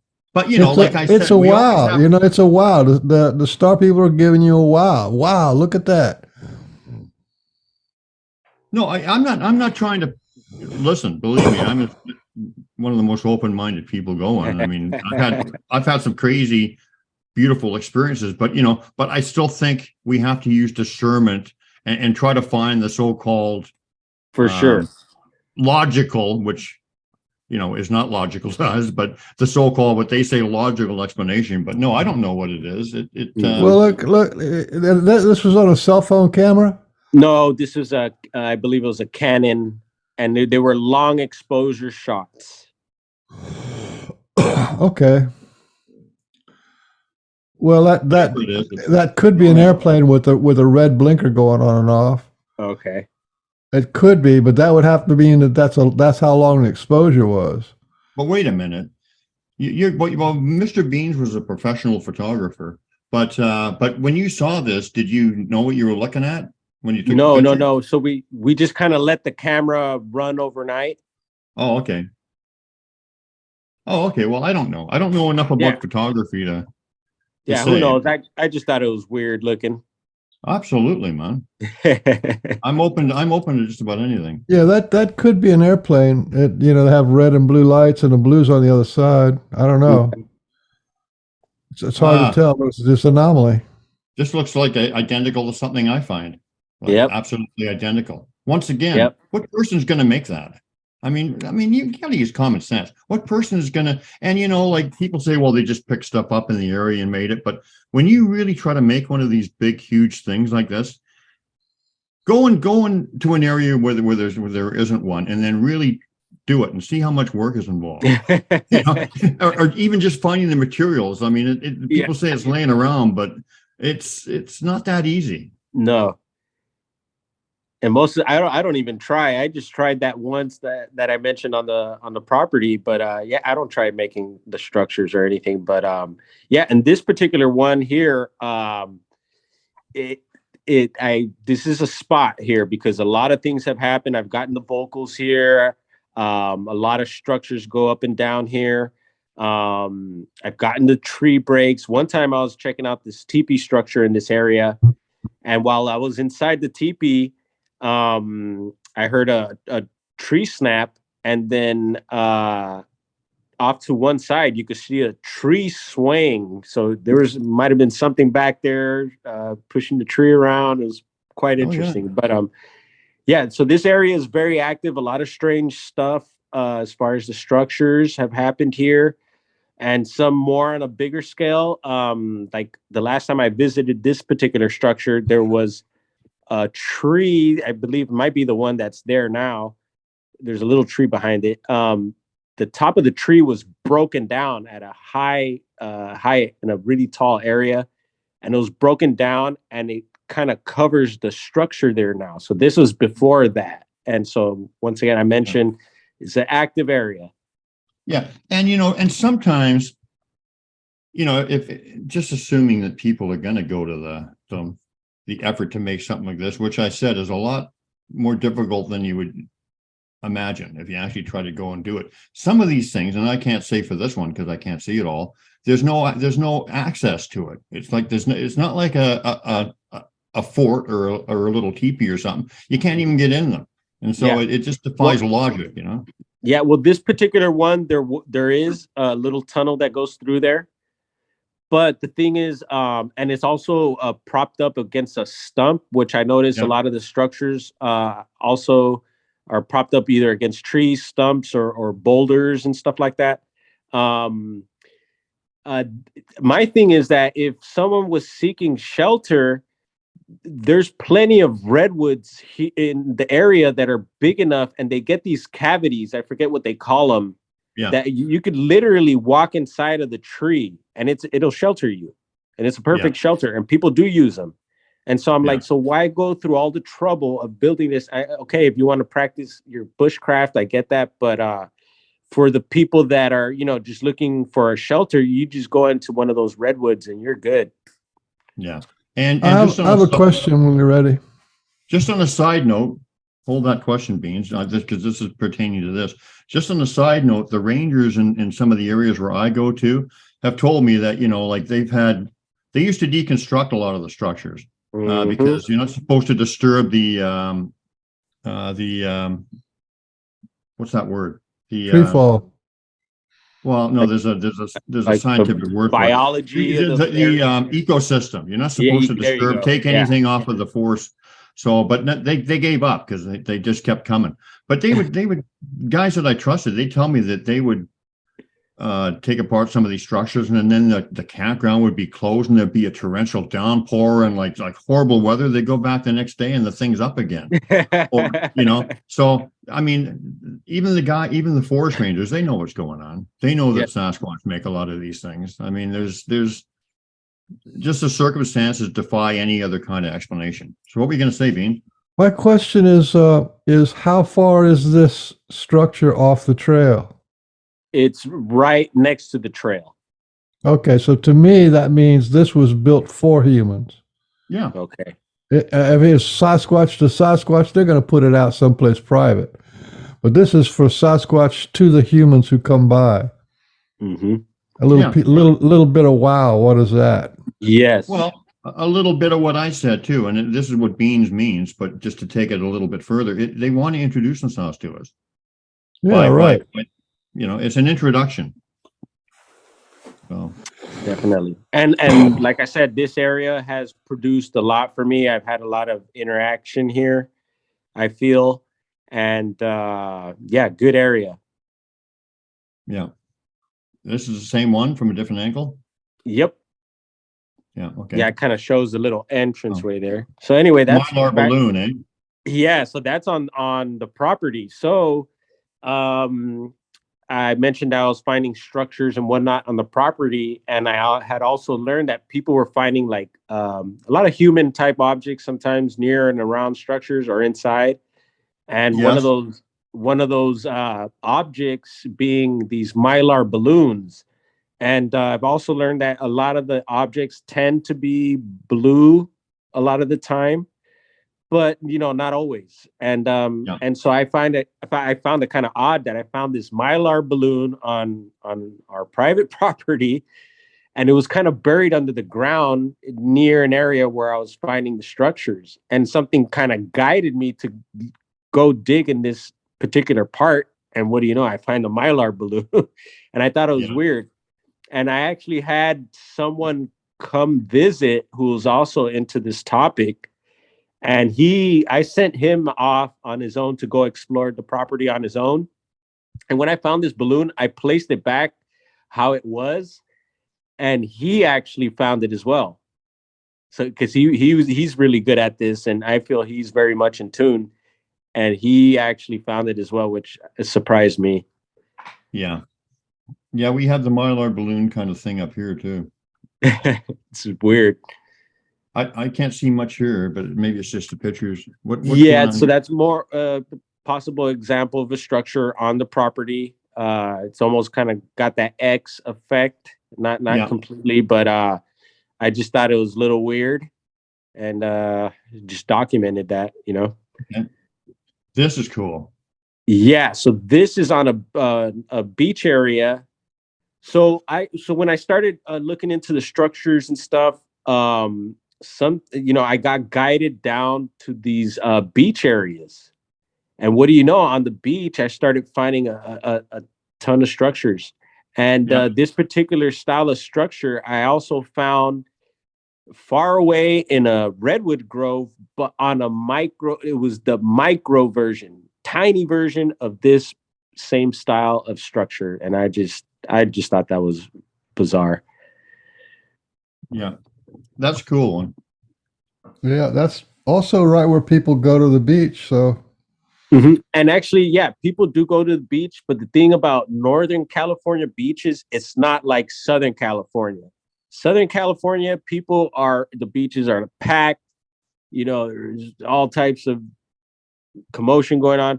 Northern California, especially the areas that I'm at, there's very few people at the beaches.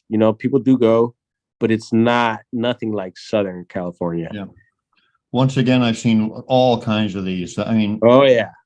What kind of person is going to do that for no reason? It doesn't serve any human purpose. But I find these all the time, and yeah, that's compelling. I mean, identical stuff. I'll show you some of my pictures at some point. You'll see what I'm talking about. But yeah, I like the tree, the bent trees in the back. In the back, yeah. I looked at those, but they weren't. I think those are natural for sure. I don't know about that. I don't know. Or who knows? How many trees do you see bent over? I mean, something's got to bend those trees over. It's not the sunlight. Mm-hmm. Well, I got a structure of a big circle, and once again, it was where I was led to it, and I found a bunch that day. And every stick in this thing, and there's thousands of them, are all bent, so they can change their molecular structure with just a thought, and they can also bend trees and stuff like that with just by however they do it, just by thinking. Mm-hmm. And here's some more possible structure activity. Looks like a double X effect. Yeah. There it is again. I like that. Oh wow, is that the same one with a different angle, or no? That's a different one. Different one, yeah. That's one of those asterisk type, an asterisk type. Mm. It almost looks like there's some X's. Is this? Yep. Would you consider this to be an A? Maybe. Yeah. Yep. Big A? That's my clan leader's signature, actually, but that's just my meaning. Wow. Yeah, it is A. And then, See that? here too. That's very cool. Uh-huh. Oh, look at that. Yeah. So Use this one is, use this dwarf in here. yeah.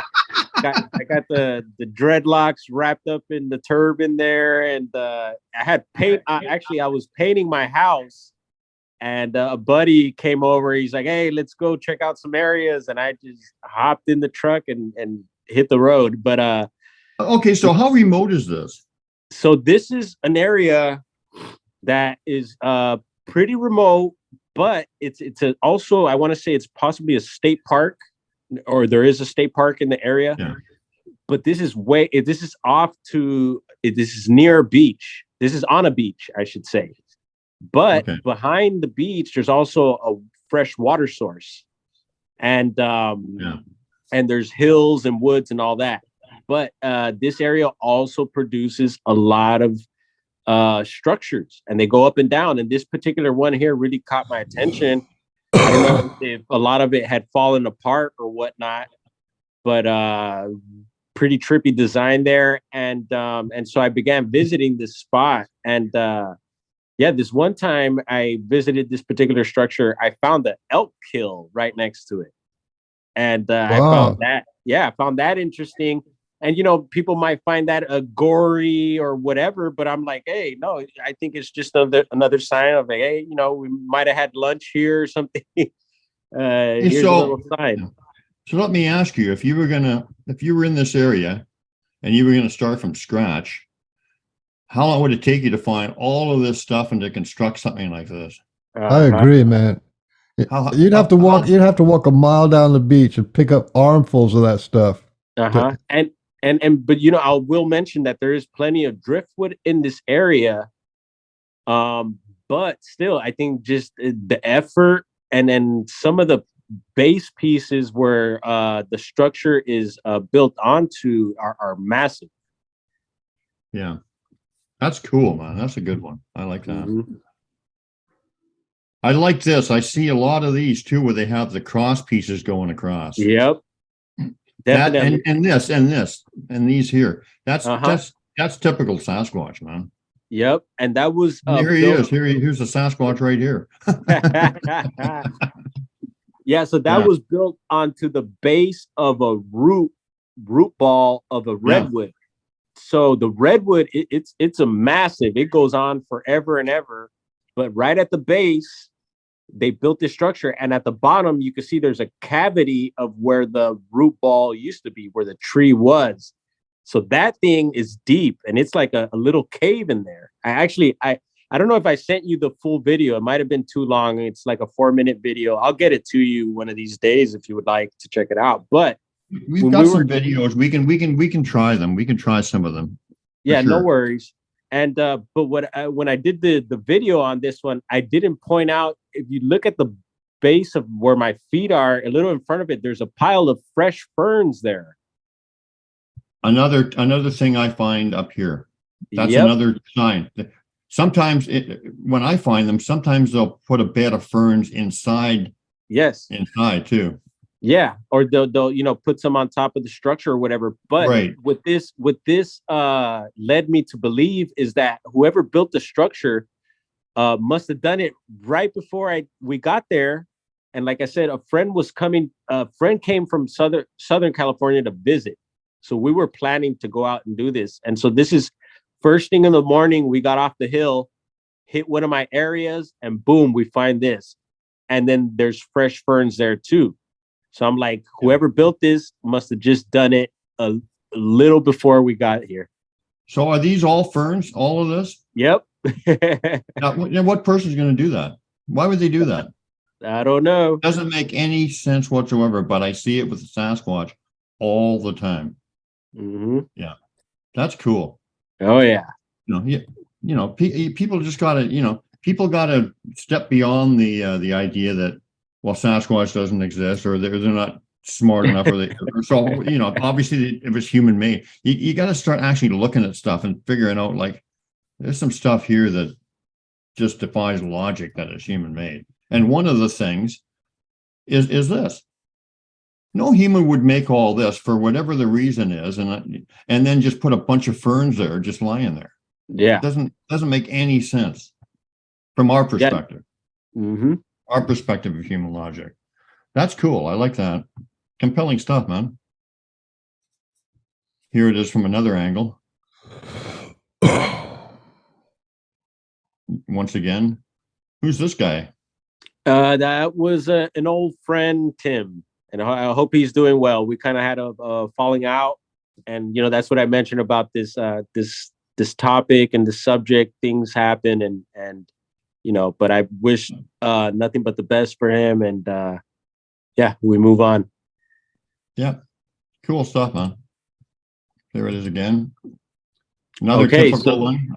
Yeah, so this one, so I mentioned I got to live in several parts of the county, so that I felt like that was a blessing also, because I got to explore a lot of different parts, because Humboldt is big, and this particular area is a town called Trinidad, and there's been some recent reports from the area there. If you look at the BFRO or whatever, but so I was living here, and it's a fishing town I mentioned.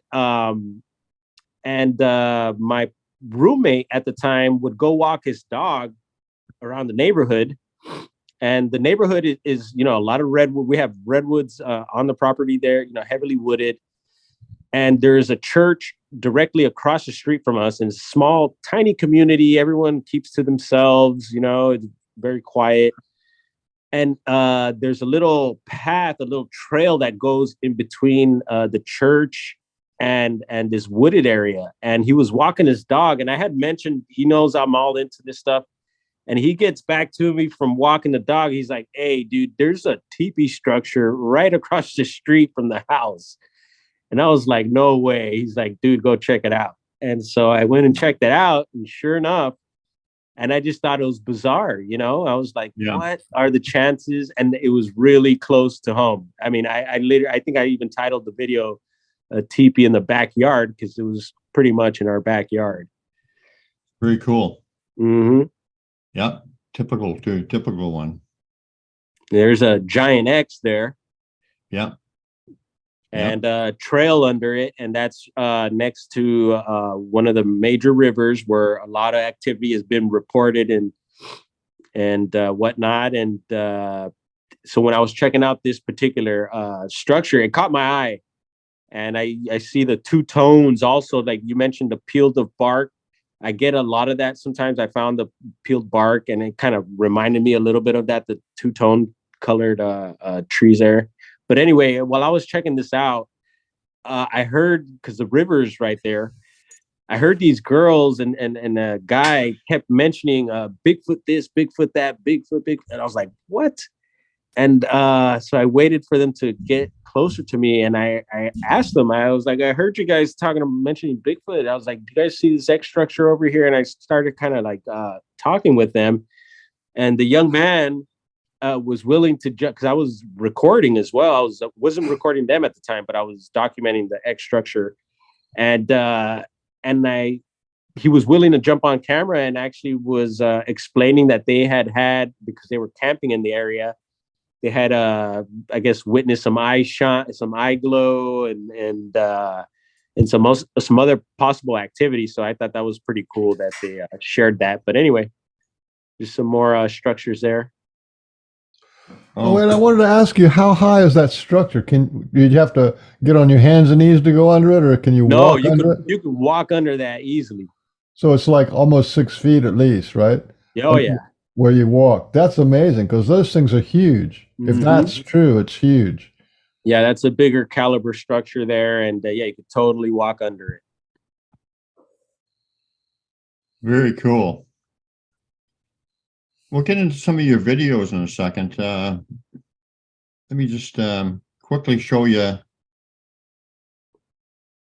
I'll show you a couple things here. Cool. That you might like. But I don't want to take up too much time with it, because I've gone over these things so many times. But I think you'll be interested. And then we'll get into maybe a few of your videos or something if you want. Yeah, I didn't I'm send well, you.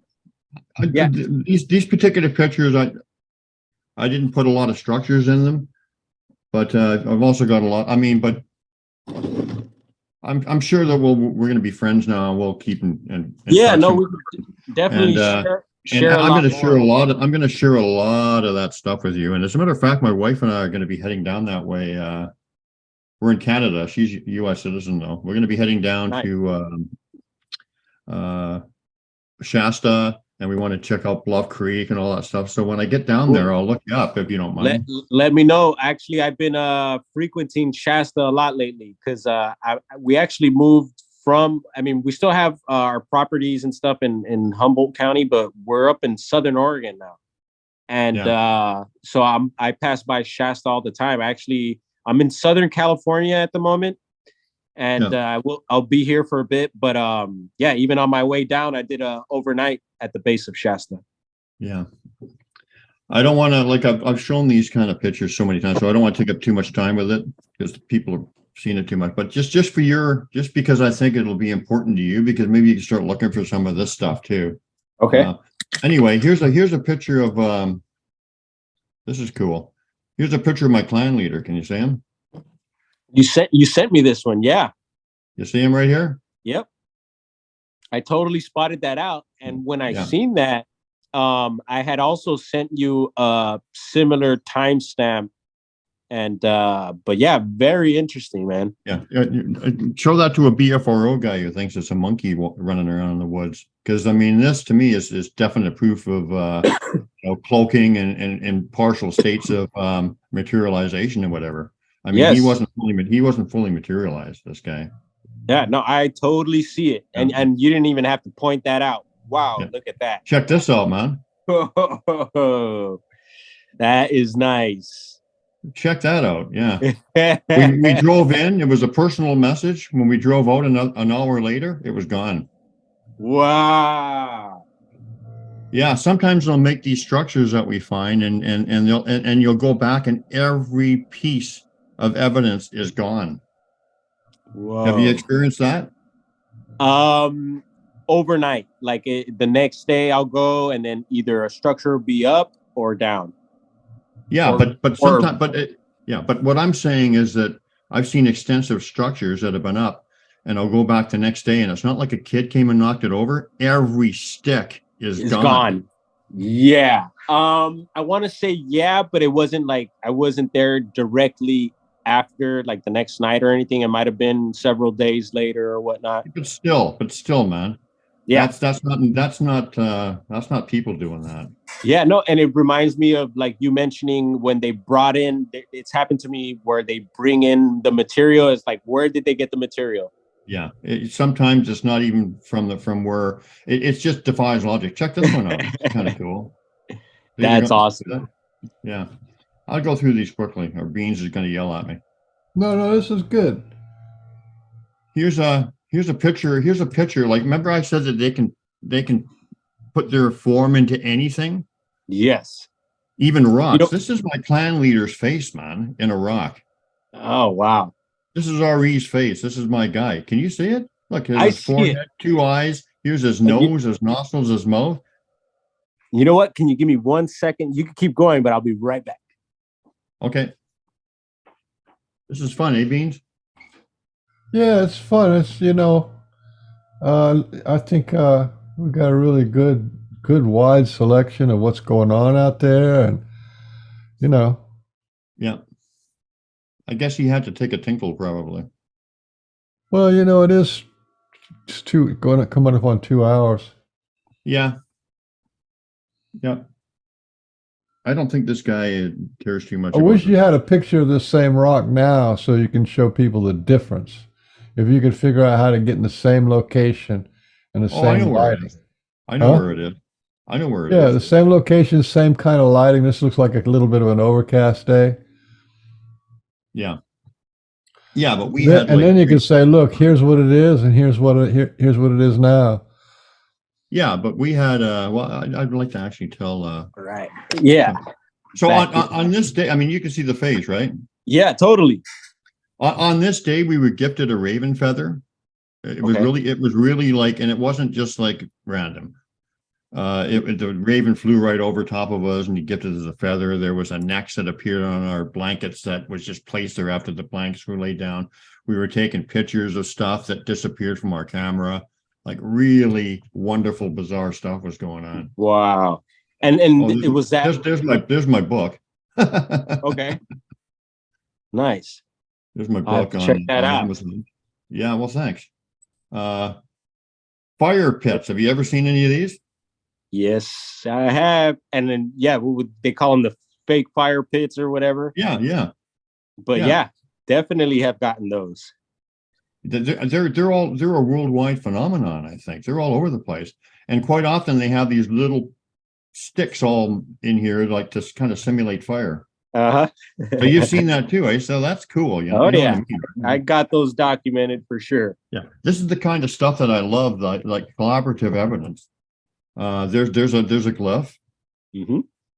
There's an amazing story behind this that I can't be telling you all the stories, but it was a series of 3, and this was the final confirmation one. And then my clan leader signed it with his A, just to let us know that he actually introduced me to another person that I opened up their journey because I found the identical glyph and they didn't know what it was. I found the same one the next day and they were just like, wow, this is real. But a year later, we came across this with that lady.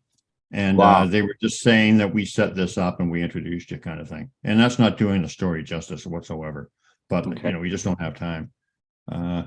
Here's some fern fawns that they left us, fern fawn bouquet gifts that they left my wife and I when we gifted them a turkey dinner. Nice. And I got a telepathic message that they had either accepted the turkey or that they acknowledged it. And so I went back and it was gone. And they left us these fern fawn kind of thing. Nice. There's my friend Little Bud. You see him? Let's see. And it looks to me it almost looks like 2 possible subjects, but I see. No, what I see is here's his eyes, nose, mouth. Here's his head, torso, arm. Oh, I just see one guy. Gotcha. The whole thing is just like one figure, but whatever. You see that? Yeah. Here's another guy. Right here. Yep. Oh, this guy was tossing pebbles out on the path in front of me, like, hi, we're here. Hello. Oh God. Here's a glyph, a personal message they left for me. They made with rocks. 1 walks with 4. And the circle is about connection and whatever. This was a personal message for me, and I got it telepathically as soon as I seen it. 1 me walks with 4. And you say walks because that looks like it's a Sasquatch foot, man. It's like a Sasquatch foot, right? 1 walk Sasquatch foot with 4, and then and I'm connected closest to 4 Sasquatch members in the clan. So there's another glyph where they left couple signatures, an H and an A. Those are 2 of the clan leaders' signatures. And I want to mention I get the A's a lot. Yeah. Here's a rock where they put my name in the bottom of it. This was a series of 3 too. I got 1 a year, and this story is it's just mind blowing, just absolutely mind blowing. But anyway, and there's the 3 of them. Nice. This rock was actually like a river rock. It wasn't even black when I first found it. The next day it turned completely black. Can you see the Sasquatch in here? Let's see. You see the face and the shoulders and the arms and everything? And there's a face here. Yep. I mean, man, this is heavy duty stuff. I'm not talking just about my own stuff. I'm talking about like who they are and what they do. Right? Yeah, definitely. Nice track. Mm-hmm. Oh, there's an image. Anyway, I don't want to get into too many of these. We got to get back to you, but here's like a smoke image of one that we had an encounter with. Cool.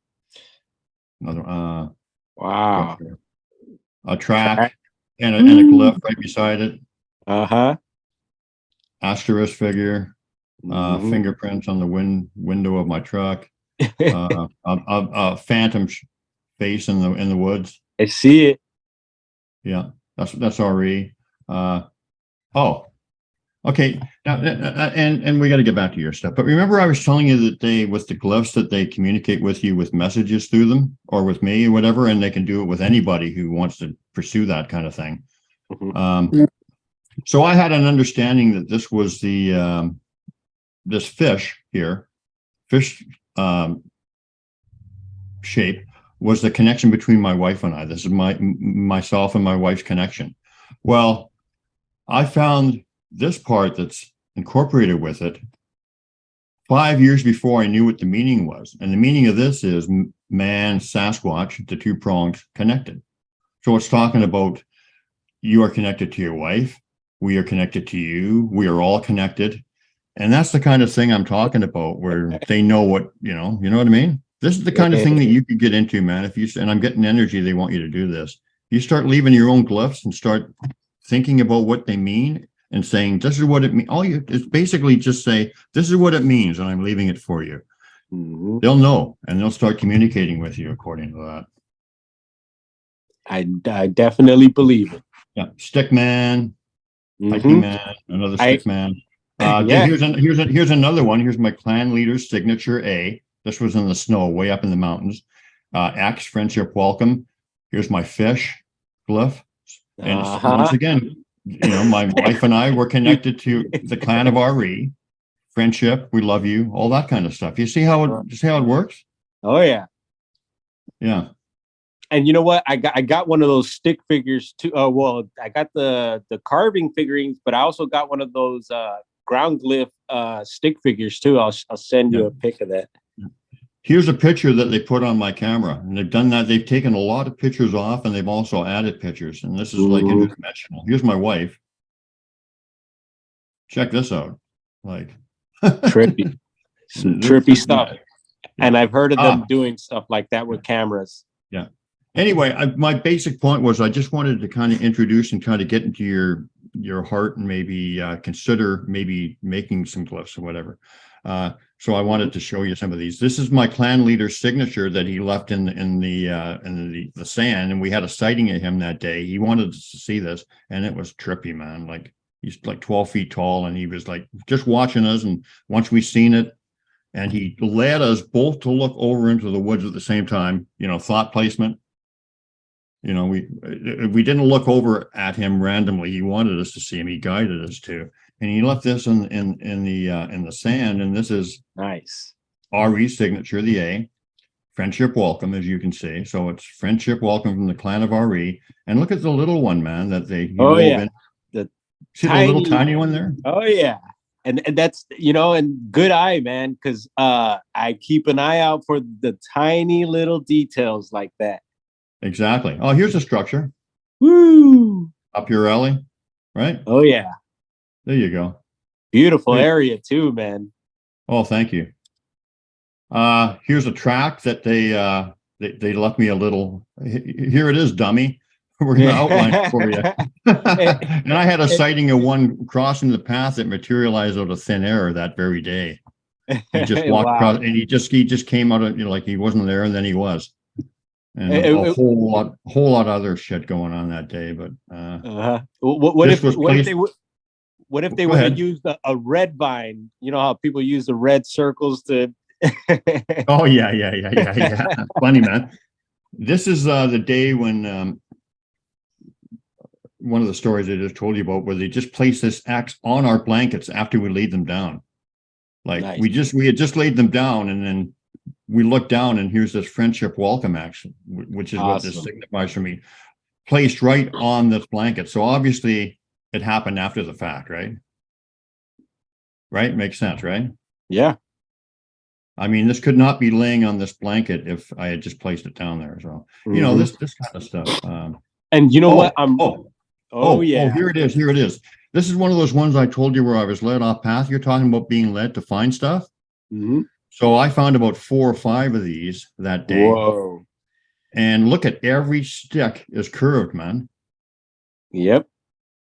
Every stick is curved. There's probably 1,000 sticks in there. Where do they find, what human's going to find that? And this is way off trail. Like I went off trail twice that day. This is the same day I saw the guy crossing the path. the same day I saw the track with the vine, and I was guided off path twice that day. Both times I found these significant finds. Look at they're all curved. Beautiful, man. They must be curving that with just their mind or whatever. You know what I mean? Yeah. And it's interesting that, and I'm glad you're sharing this stuff because I got a lot of small stuff documented as well. Yeah. And it's good to be able to share this with people that are finding the same stuff. And I've also found a similar type ring, not like this, but I have found similar stuff to this, and I'll get that to you so you could check that out, or maybe you could share on hopefully if we do another show. But sure. very interesting, and yeah, wow.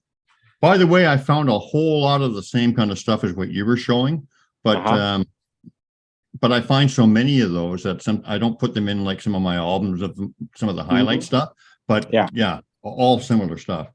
There's another beautiful message. Look at how tender. Look at the heart and the thought behind that. Once again, my greeting from my clan leader with the axe friendship. Welcome, Maury. Look at the vine and the bark and the little moss, like the love behind that. Oh yeah. You know what I mean? You can just feel it just by looking at it.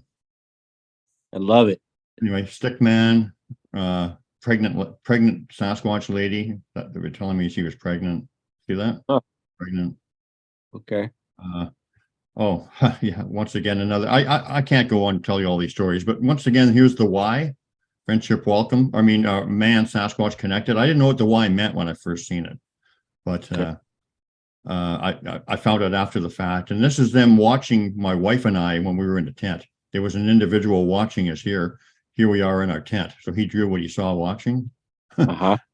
Anyway. another house kind of thing. Yep. And I've gotten some of this type of stuff as well. Yeah. Once again, see, this is what I'm talking about by, it becomes very obvious. Here's my fish glyph with my wife. My wife, Susan and I connected. Look what's with it. Man, Sasquatch connected. We're connected to you. And here's the A too, my clan leader's signature. So they're kind of like 3D, right? Or not 3D. They're kind of like not 3D. I get what you mean. Yeah. I can't think of the word. Oh, here's a structure in a big bog. You know what I mean? Yeah. Somebody went out there and made that, I'm sure. Yeah. No, and I got one in water. Look, here's all the grasses and stuff that we're talking about, right? See that? Yep. I got one similar to that in water as well. Yeah. Another complex message. Little one here and all this stuff. Anyway, another glyph. So there's a whole world of glyphs out there, man, that I got a feeling that they're wanting you to explore. And there'll be a whole new level of connection established with that. Anyway, okay, let's get out of here and get back to your stuff. Sorry about that. No worries, man. Thank you for sharing. I didn't want to take up too much time of your show, but I thought that was important for you to see that stuff, because I think there's a lot of stuff that can equate to your journey and that you can incorporate into your journey, and maybe stuff that you can consider now, right? Definitely. So let me let's talk about something while I bring up some of your videos or whatever. We'll get Beans on to actually tell us some of your favorite encounters. Have you seen them in the physical? Yeah, there's been two. Tell us some of those while I bring up some of your videos. Yeah, I'll tell you my two quick physical encounters. One was on the property, and I was headed to a top part of the property. And like I said, this is all private roads, dirt roads. And so summer day, I was headed up to this particular area, and I was driving in my truck, and off to the side of me in the woods, this thing paralleled me, and it was running. And it wasn't big, so I imagine it might have been a juvenile or something. And it just flickered through the woods like one of those cartoon flip books. Yeah. Wow. Yep. Oh, just yeah. Like Oh, I know. Yeah. Yep. Yes.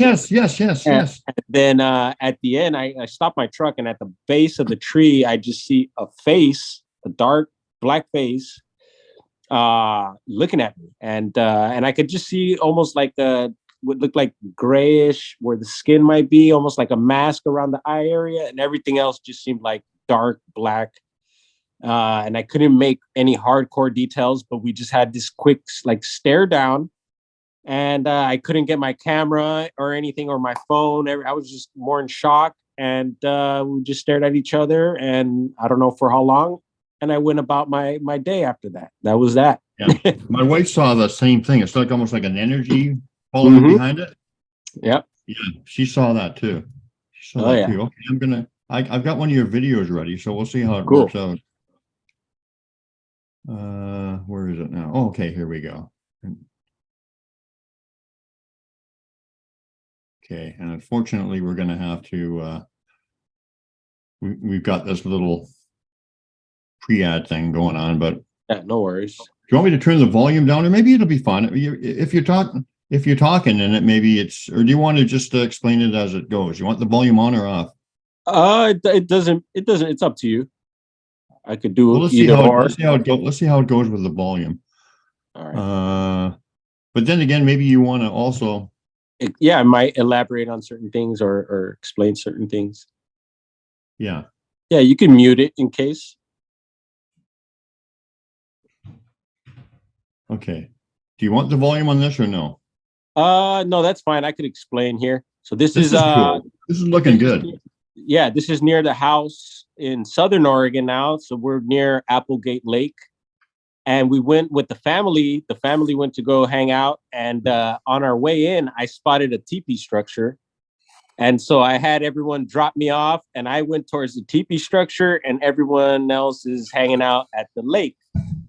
So I'm back over here, and I started doing my inspecting of the teepee. And so at the bottom of the teepee, I also did another video. And this is a cool little spot because there's actually berry bushes right behind there, and there's a trail that goes into the woods. But by the way, if you want me to stop at any point, let me know. Yeah, no, I think we could let this one run. And so I did another video that I sent you, I believe, from this particular place. So at the bottom of the teepee was a bunch of tracks, and I documented the tracks and actually made my first castings, and that was fun. But yeah, this just boom popped up, and I was like, when we had moved to Oregon, I knew the area was well known for activity and all that, but I was just like, oh man, like not having activity on the property that I know of, and I haven't had much activity around town or anything around the area. And this particular day, they gifted me the teepee and some tracks, so that was nice. Yeah. Is there any more you want to look at in this, or? No, we could go on to the next. Basically, again, this is like right off of a road where everybody goes swimming or something in that lake. So, they wanted it to be seen. Mm-hmm. And it was kind of hidden. It was off to one side, but I was able to pick up on it right away. Okay, you guys just continue your conversation. I got it because it's going to take me a while to. And so that particular lake also, I'll give you guys an idea of where it's at. You can look into it. There's also the Bigfoot Trap.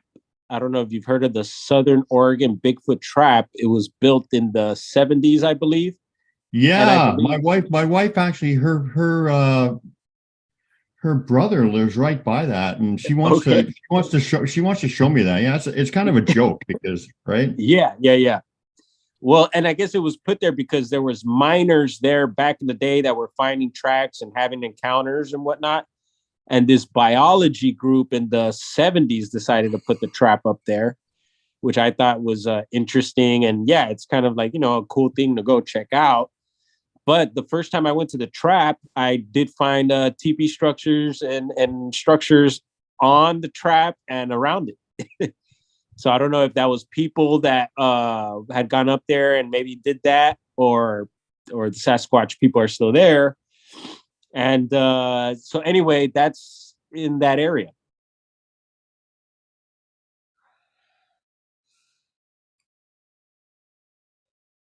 And yeah, so Southern Oregon, I do feel is definitely a good spot for all this stuff.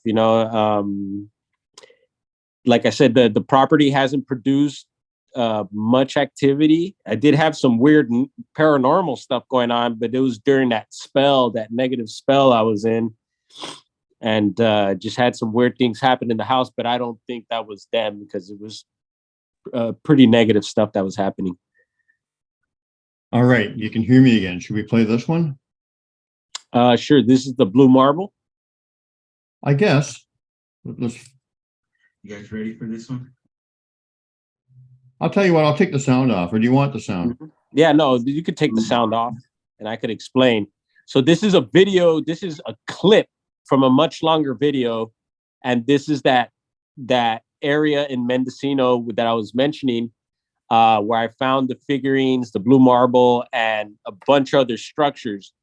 But since it was a 15-minute video, I did post it, so the full video is on there. But I recently had just done this little clip where I found the marble because I had people mentioning about the marble phenomenon again, and I just wanted to repost it to show people that, yeah, this stuff is happening. And the marble, I didn't see it like materialize out of nowhere. It was just on the sand already. Mm-hmm. And So have Uh-huh. you well, go ahead while the video's playing. Go ahead. yeah, no. So I after I found the marble, I walk around, I show one structure, but in the longer video, you get to see the TBs and all the other different stuff that was built in the area. Cool. Very cool. So do you have you been told, because that's my experience and I've been told by other people and I found it myself. Have you been told, like we discussed earlier, the blue stuff around in and around structures, the color blue? Yeah, I noticed a lot of the guys at the time, this was several years back, through YouTube that were doing this type of stuff. They were pointing that stuff out, and it wasn't happening to me just yet. But eventually it started happening where I started finding the blue objects, and then of course random other objects that are related to humans, human stuff. But yeah, I think there is something to the blue object for sure. Yeah, very typical here, Sasquatch activity. And look at the Y stick. Yep, there you go. There's the Y stick there. Yep. Now I'm not saying that it means the same for you or for other people that find it, but my meaning personal is man, Sasquatch connected. So anything more in this video we want to look at? No, that's pretty much it on that clip. Okay. I'm trying to think of were there any other clips that you really wanted to look at? There was one that I think that I sent. It was like some of the orb activity on the property. Okay, we'll get to that. Yeah, that was cool. I'll find that, and you got something to. Yeah, and talk about bees while I find that. Just that I've been able to really hit a lot of well-known places where people have reported activity, like national parks. I've been able to go to Yosemite. I mentioned Shasta. There's been places out here in Southern California. I'm in LA at the moment, and actually I'm not too far from a location where we found structures and stuff as well. We got the San Gabriel Mountains, Angeles National Forest here.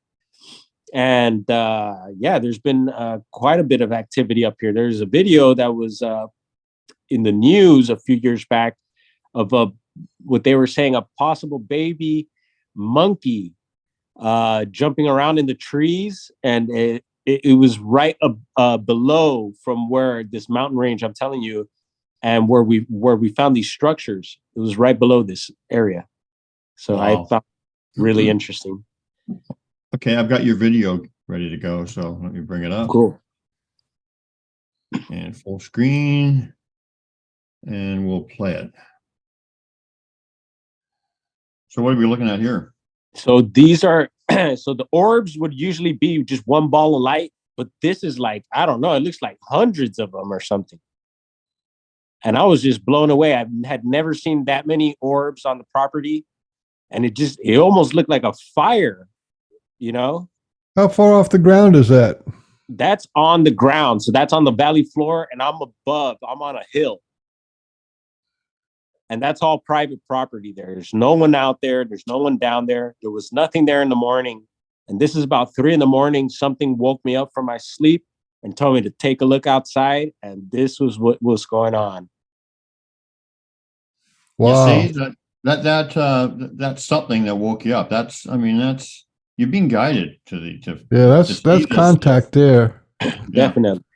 It may not be in words, but when you get the feeling or whatever, and you know exactly what to do, like get up or move or that's mind speak. Yeah, no, and I've gotten a lot of that, especially with the orbs. You know, you fall asleep and get up, take a look outside, and there they are. It's like, oh, here we go. Yeah. Wow, that's cool. Yeah, very cool. So yeah, so I know that the Sasquatch take orb form. So, but so do other beings. So I'm not I've sure heard. if it's Sasquatch or not. Well, here's another video playing in the background that's pretty interesting. You look like you're walking around in the dark. Is there something we want to see in that one? Let's see. I don't see too much, but hold on a second. See if I can find it. Yeah, it's all dark. It's maybe an orb video. Let's see. Oh yeah, that this was out here in Los Angeles. My brother and I, and we were gonna do a little night investigation, and so we're headed down this trail, and this white tree was blocking us. So I got the message of don't go any further. And so my brother and I stopped and we just called it a night there, went back to the top of the trail and just did our little thing from there. But I just felt like it was like a stopping area, a warning. And so we took the message like that. Is there anything else to see in this video? Or No. Yeah, I didn't mean to send you this. Sorry. Oh, that's fine. That's fine. Okay. Well, let's see. We've been going 10. And then going on for 2.5 hours. We can go on for another little bit, but not too much longer. But yeah, totally up to you.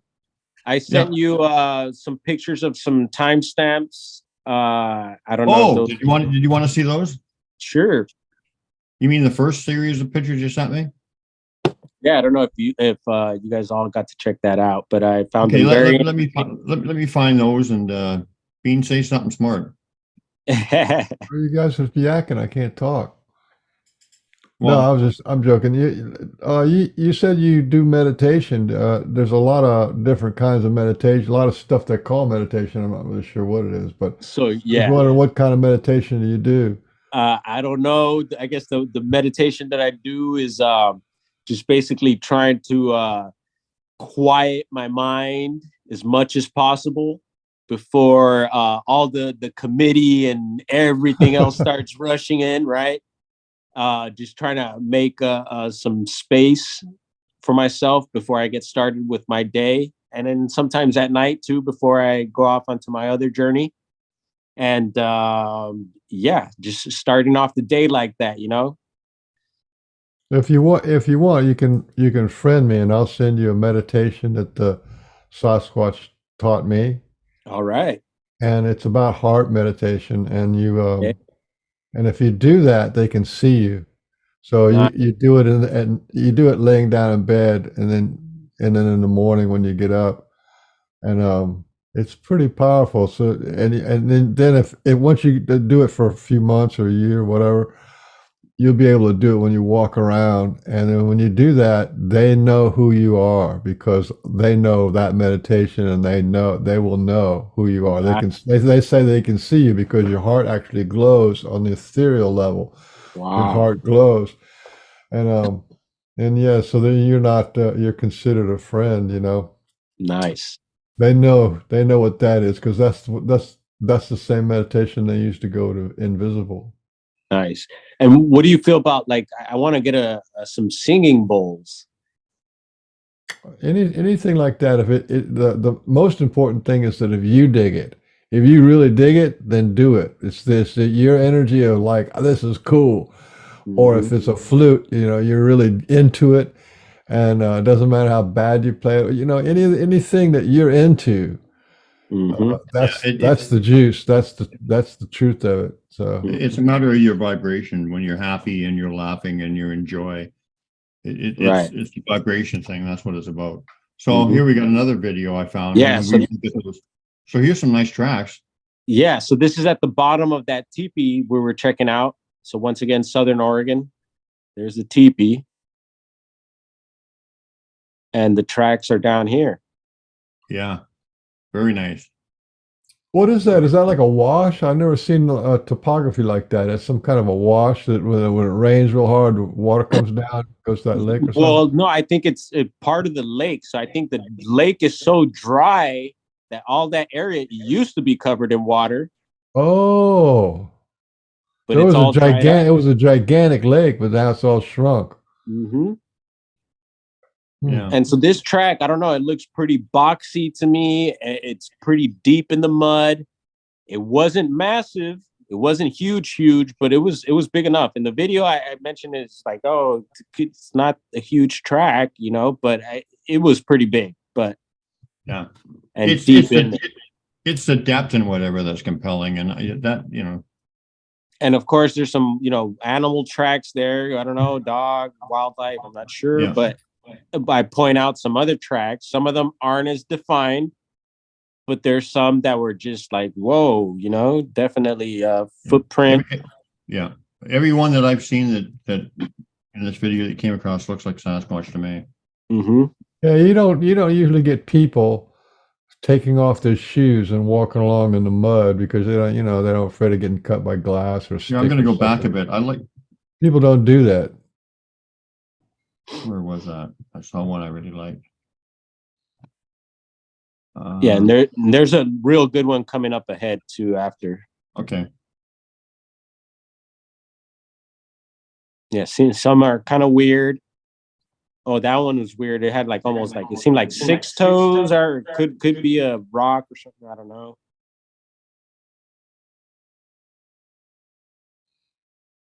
Oh, it's small. Yeah, it was just like the I've front heel. seen them like 2 or 3 inches before, little babies. And this one was kind of weird. It looks like some long toes there. Yeah. Well, that was slippage when he went to go pull away. It slipped. Yep. Yeah, that's what we figured because we only seen like the top part of the heel and possibly the little mid tarsal there, and then the bottom you couldn't really see much. So it looked like it did like tippy toe or push off or slide or something. Yep. I found some pretty tiny ones, and most of the tracks I find are like from juveniles, and some of them are not much bigger than ours or the same size as ours. Mm-hmm. Then again, there's the big 18, 20 inchers. There's a good track. Yep. That's pretty cool. That is cool. That's another pretty good one. The shape of it. Mm-hmm. Oh yeah.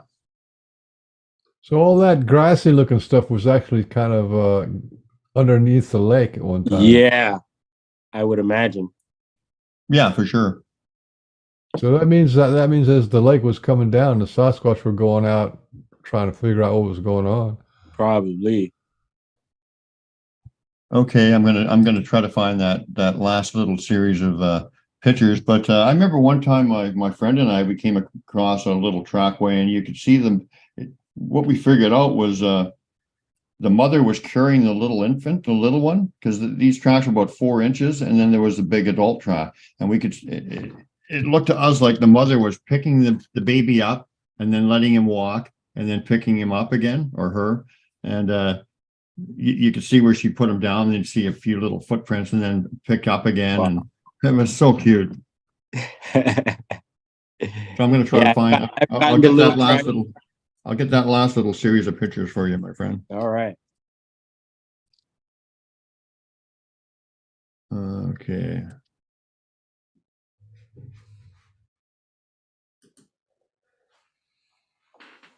Let me say something, Bean. Say something.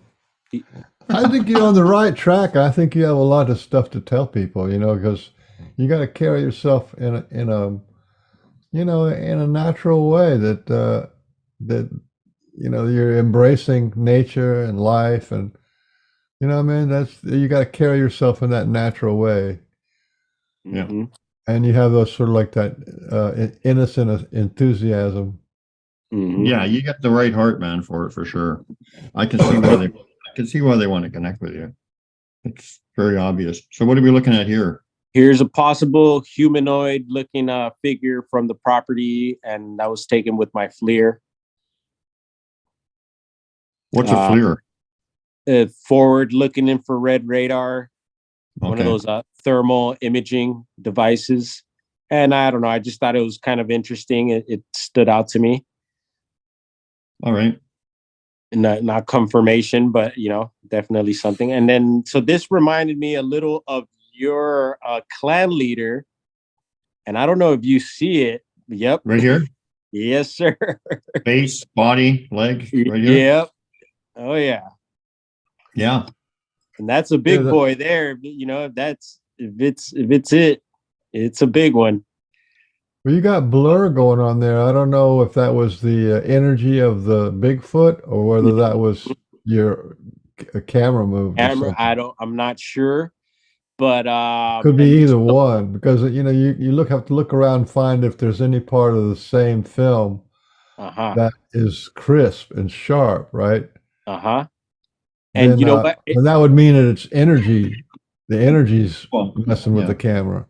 Well, yeah. I mean, the energy when they're around is just incredible. Like, I mean, look at the picture of RE, my picture. The whole thing is like buzzed out or whatever. It's because of the energy. I would say that's happening here too. I would think. And that timestamp was taken by a buddy here, Mark Landry. And once again, this is on the way into the Bigfoot track. Oh yeah. Yeah. Wow, I can't wait to. When I do my little, we're going to do a little 3 or 4 week, well, probably a month or something.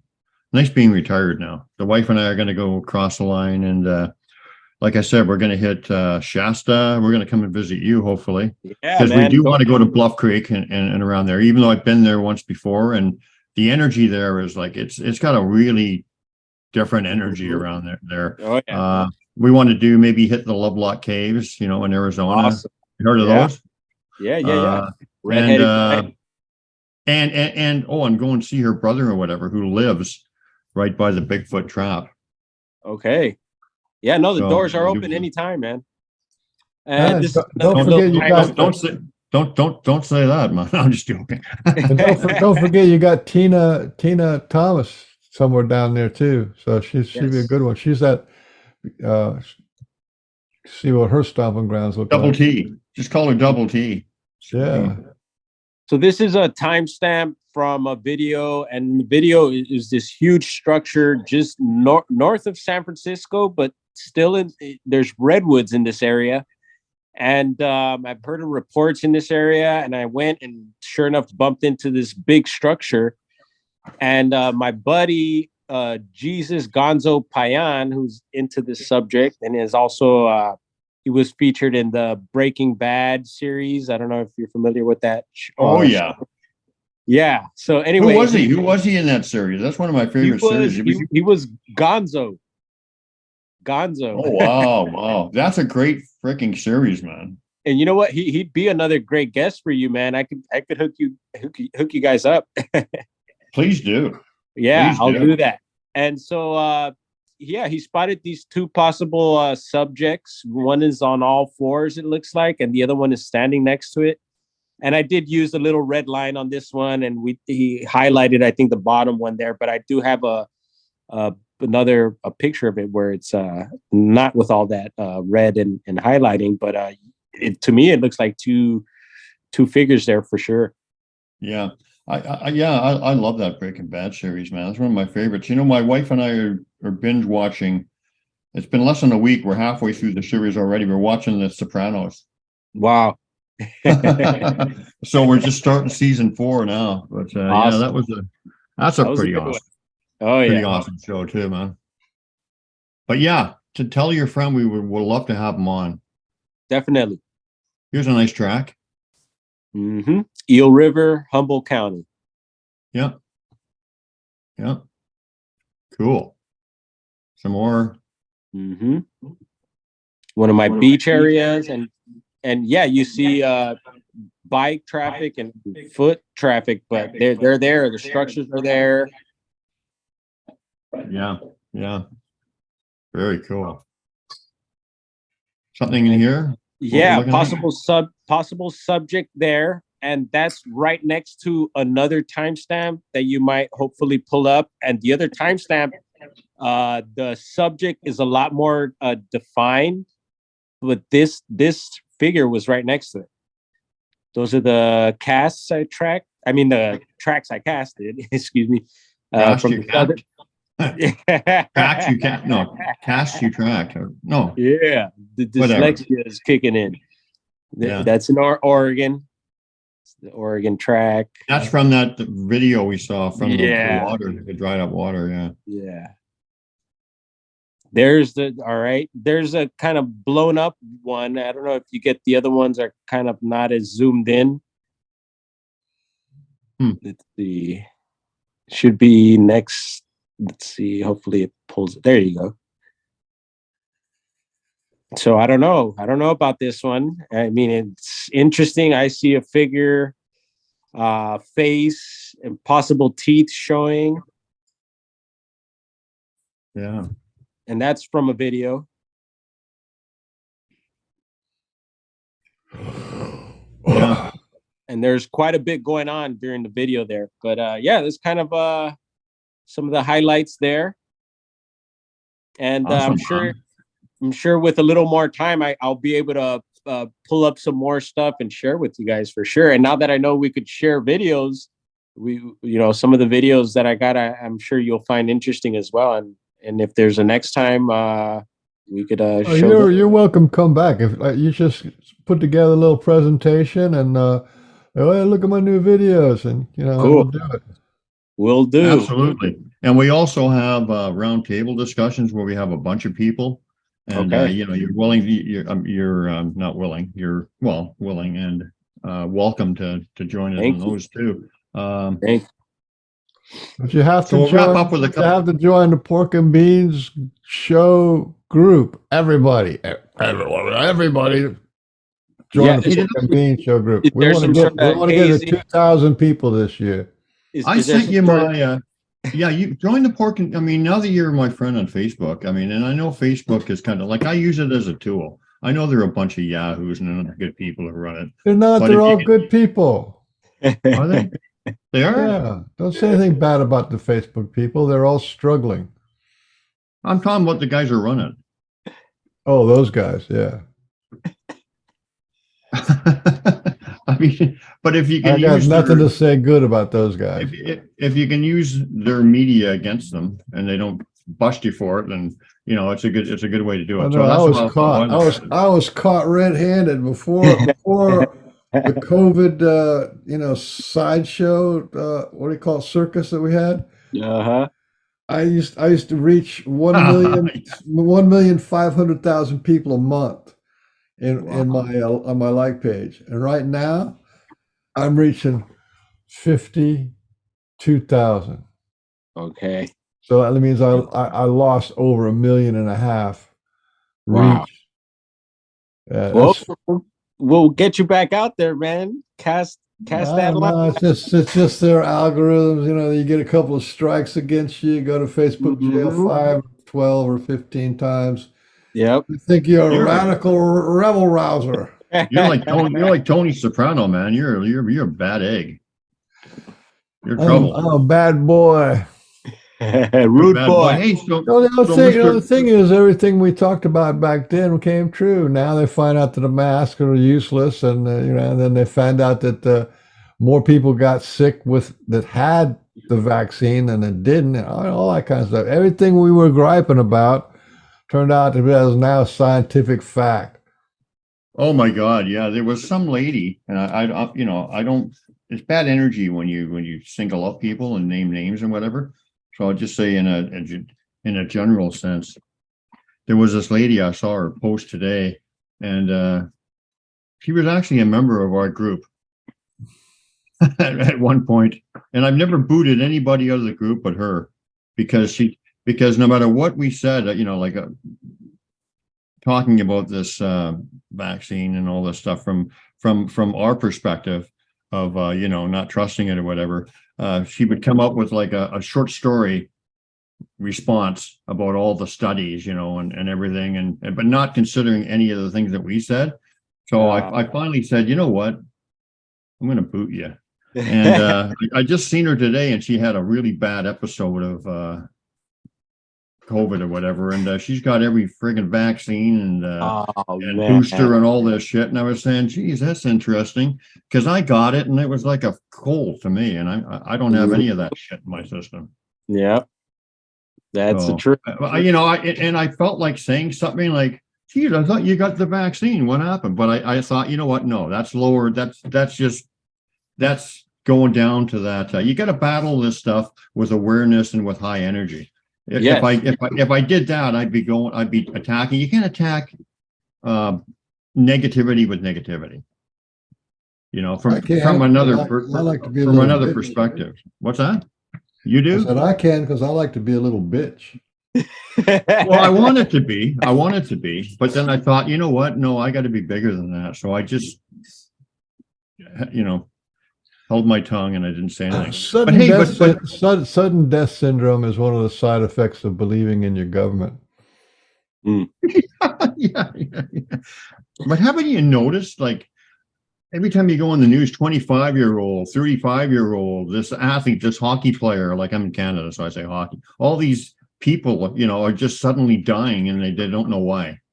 We never used to see that before, man. Like, everyone's dropping dead, and it's just like, that's scary. but they're not willing to admit, what's behind it. So, yeah. Kind of sad.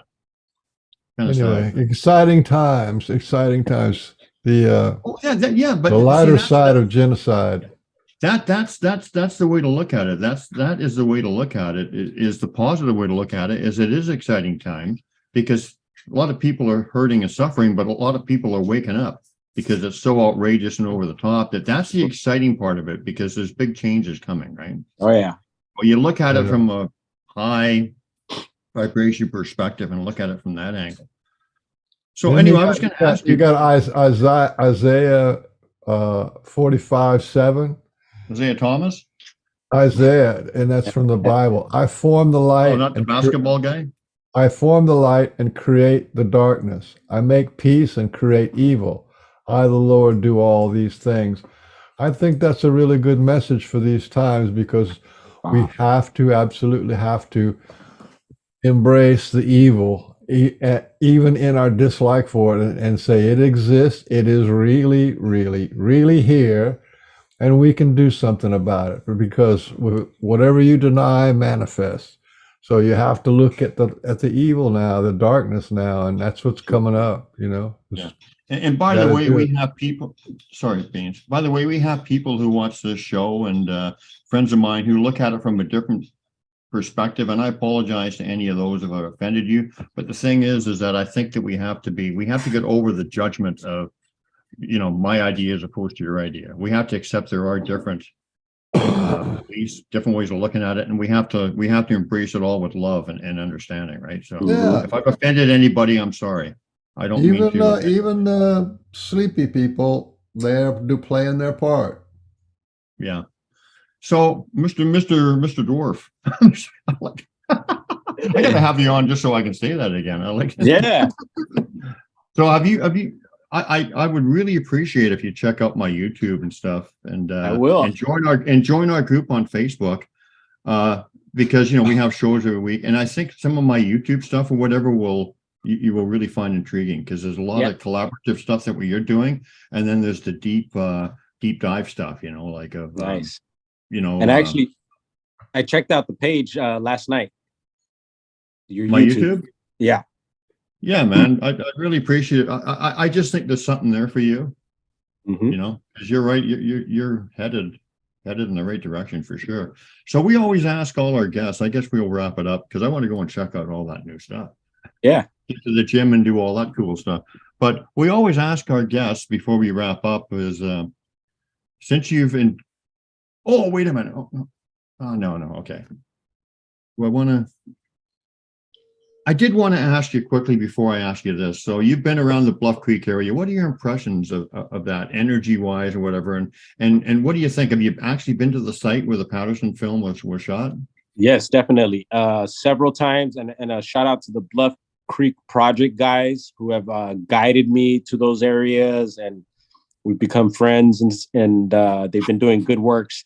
Yeah, you hit it right on the head. You say the energy in that area. There's a definite vibe there, and it could be a little scary at times, but and you're out there, you know, it's wilderness in that area, but it's definitely one of my favorite areas, and I know it's a Bigfooters mecca. Um, but it's a good spot there. And like I said, you know, sharing that dream experience that I had. So there's still stuff there. There's people that believe that they're not around that area anymore or whatnot, or they moved on. No, I feel like you could go there and you'll touch base with them if you're in the right frequency for sure. Yeah. But yeah, you know, definitely a great area. And then you have the Hooper Reservation around there and a lot of other good spots in the area, Happy Camp, and it's well known in the area, the phenomenon. And people are a lot more open-minded. I don't know if it's because Pacific Northwest, but in that area, due to the native tribes and some of the type of people that are around there, have the same vibe that we do, I feel. Cool, man. Yeah. Well, like I'm going to come and visit that area, and I will look you up. For sure. Yeah, no, we'll You line that can up. you can meet a legend in person. Hey, all right. I'm joking. No ego. Yeah, no. Yeah, I'm just joking. I'm totally joking. Pork rind Cunningham. And you know, I have my and through my eyes, I have my legends that I look up to. And actually, one of my neighbors is James Bobo Fay. Yeah. You know what? This is going to sound really condescending and whatever, but you know what? A lot of those guys that are legends, they don't know a fucking thing. Yeah, no, I know. They don't. Yeah, they don't. They don't understand them on any level except that I measured the stride of the, you know, like made a cast, and you know, like they're Magilla gorilla jumping around and swinging from the trees. And I'm glad you mentioned that, because some people might think that Bobo is all ape. No, he's very, very intelligent, very open-minded, and on our vibe as well, I feel. Yeah, you know, I like that guy. I've heard him talk before. He's like, you know, he knows what's going on. Yeah, he it's knows. Probably just it's probably just the TV shows dumbing him down. Of course. Yeah. Yeah. But some of these guys actually don't know a damn thing. Oh yeah, I'm not talking. I'm just saying in general. I'm not talking about. And, you know, I'm never going to name one individual and say you're an idiot or something. That's lower vibrational crap. But I'm just saying a lot of these so-called experts are just like they're clueless. Oh yeah, I agree. Sounds like Bobo isn't one of those guys, but well, we're following the pattern of the UFOs. Okay, back in the 50s and 60s, they had you know, alien invasion. 70s, they had aliens going to eat you, and the invasion of the body snatchers, and you know, they had all that kind of stuff. And then comes up to 70s, and then the 80s and 90s, you know, you start to get abductions, and it was like, oh God, they're abducting kids and violating women, and you know, inspecting your a-hole, and you know, but then, that's right. You know, they're a-hole inquisitive.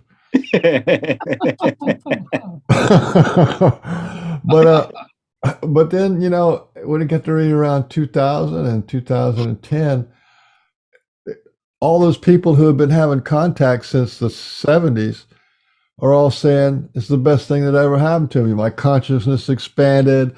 I have more intuition. I have more love for nature. I don't believe the government anymore. I'm more intelligent. I'm more kind, and all this kind of stuff. All these benefits, right? These people are, and they say, I don't ever want the contact to end. You know what I mean? Because I'm getting, it's such a family and a friend kind of a thing. So anyway, we're still kind of a little bit in the monster phase for this, but the Sasquatch are doing exact same stuff, right? And the ETs, right? They were showing themselves to school kids. They've been over prisons. They've been in drive-in movies. They go over all the military bases, and everybody knows about them. There's these things called flaps where they go to one place and they'd buzz it for about a year or two. Then they go to another place and buzz that for a year or two. So the whole thing is about to like wake us up and like connect us to that, to like what's going on. Mhm. So the Sasquatch and the ET people are pretty much on the same team when it comes to upgrading humanity, awakening, right? I mean, because like they're working with you from the inside out, mostly through dreams and through intuitions and through thought placement and stuff. That's pretty cool stuff. I mean, that's high level, grade A stuff. Mhm. Definitely working with you. You've got a connection with them 100%. So, if we want to wrap up, how would you say that your life has changed since you've been introduced to the Sasquatch people, and what do you think they're trying to tell you or us as a people? Yeah, so I mentioned earlier about some pretty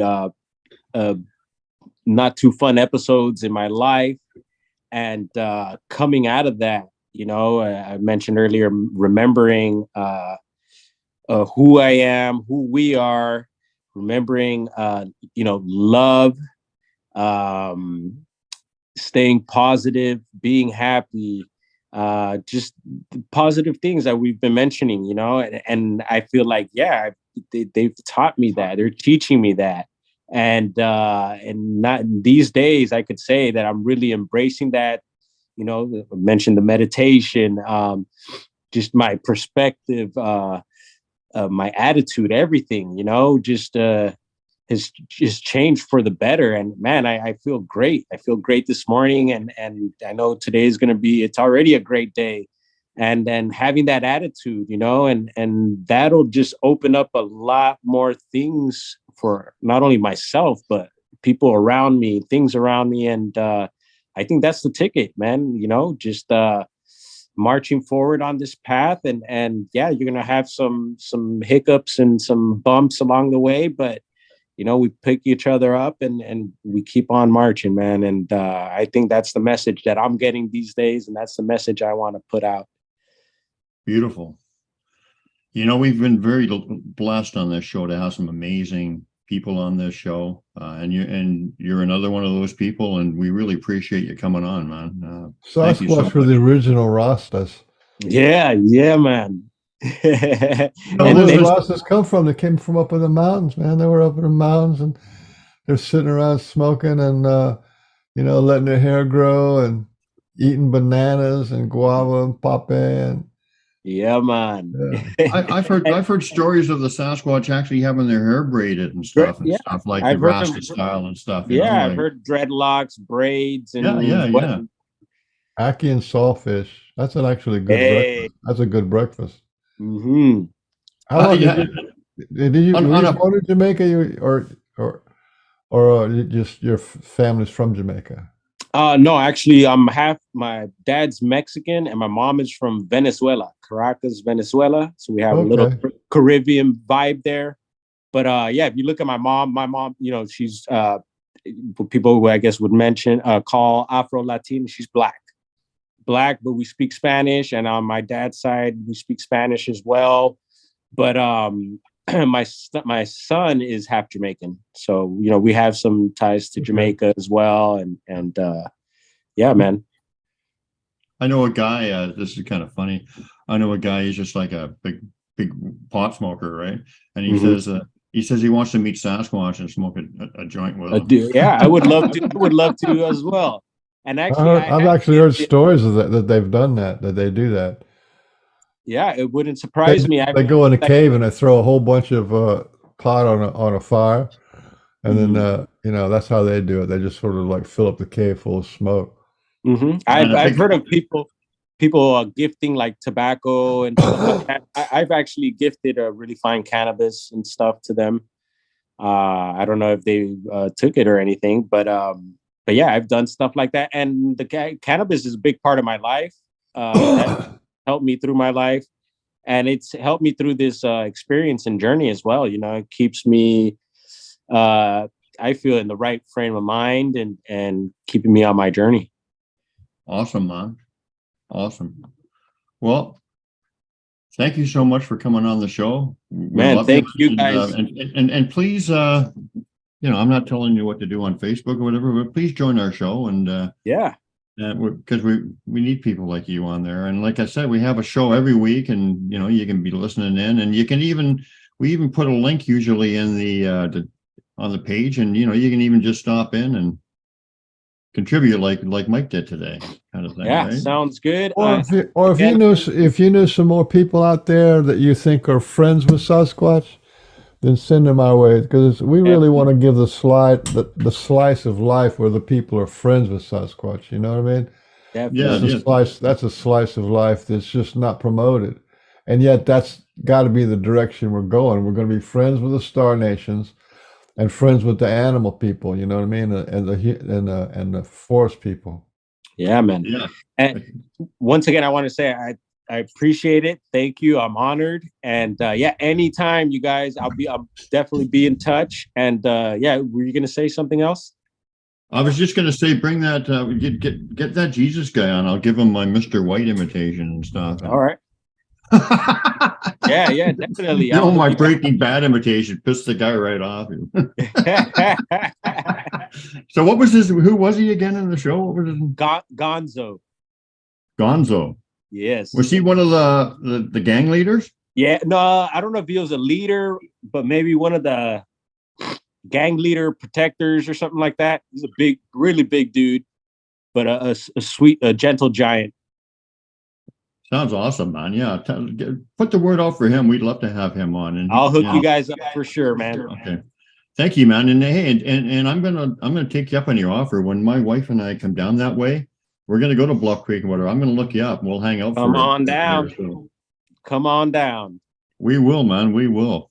And, we're gonna see that Bigfoot trap, and we're gonna go to. By the way, I just thought I would mention this while we were doing the show, especially earlier in the show. Brian was actually bilocating to another show, and so he was actually doing two shows at the same time with this lady named Danny Henderson, which I think is funny. He did a show yesterday, but it's aired during this show. I thought that was funny. So he's actually in two different podcasts at the same time. Congruent. Wow. Well, I'm famous. The king of all media. He writes a book and sings and go ahead, sing us a song, Brian. Give us a little song. Wait to hear his pipes. No, they're not as. Since I've had my heart thing, and they're not as good as they were. But I'm trying. Well, what's a Bob Marley song we can do? What's one of his most famous ones? Three Little Birds. How's that go? Well, how does it go? Let's see. I'm not the greatest singer, but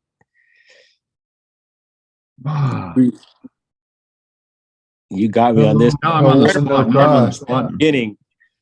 But I love Bob Marley. He's kind of like the Rasta John.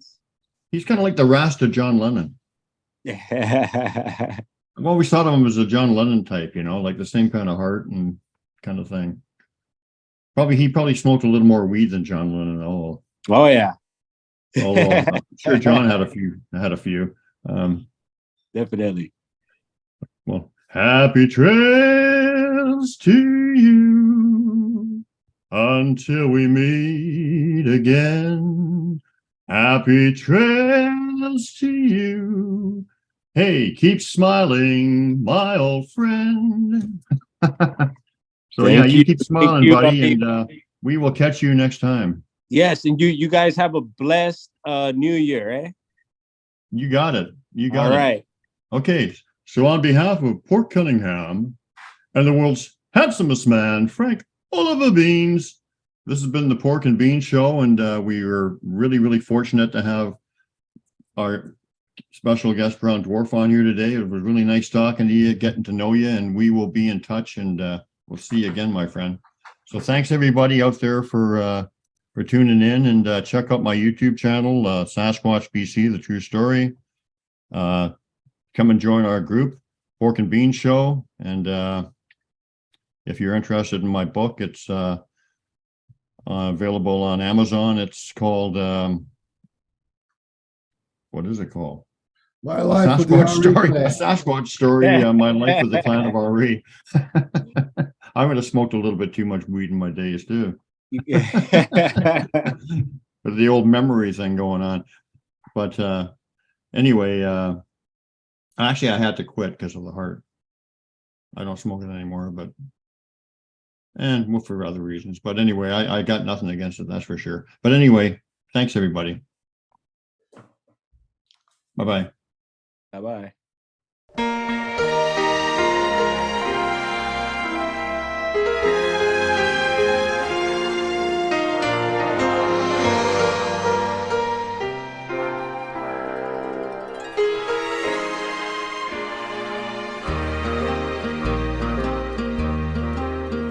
Happy trails to you until we meet again.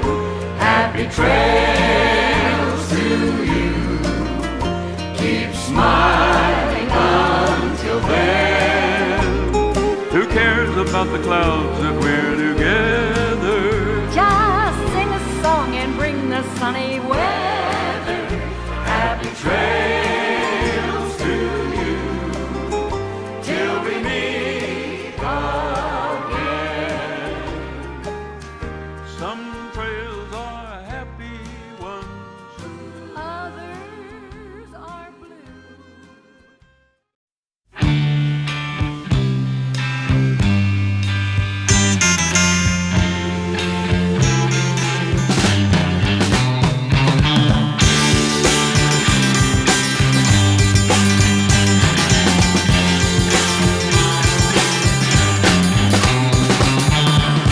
Big sky, look down on all the people looking up at the big sky.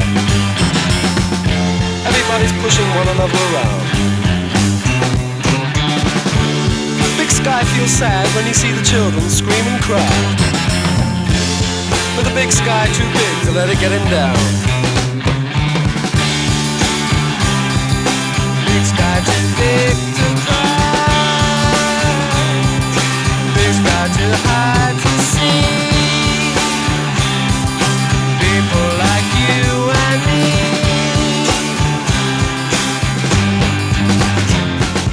One day we'll be free. We won't care, just you see. Till that day can be. Don't let it get you down. When I feel that the world's too much for me, I think of the big sky, and nothing matters much to me. Big sky look down on all the people who think they got problems. They get depressed and they hold their heads in their hands and they cry.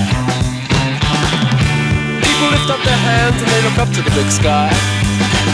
But the big sky is too big to sympathize. Big sky's too occupied.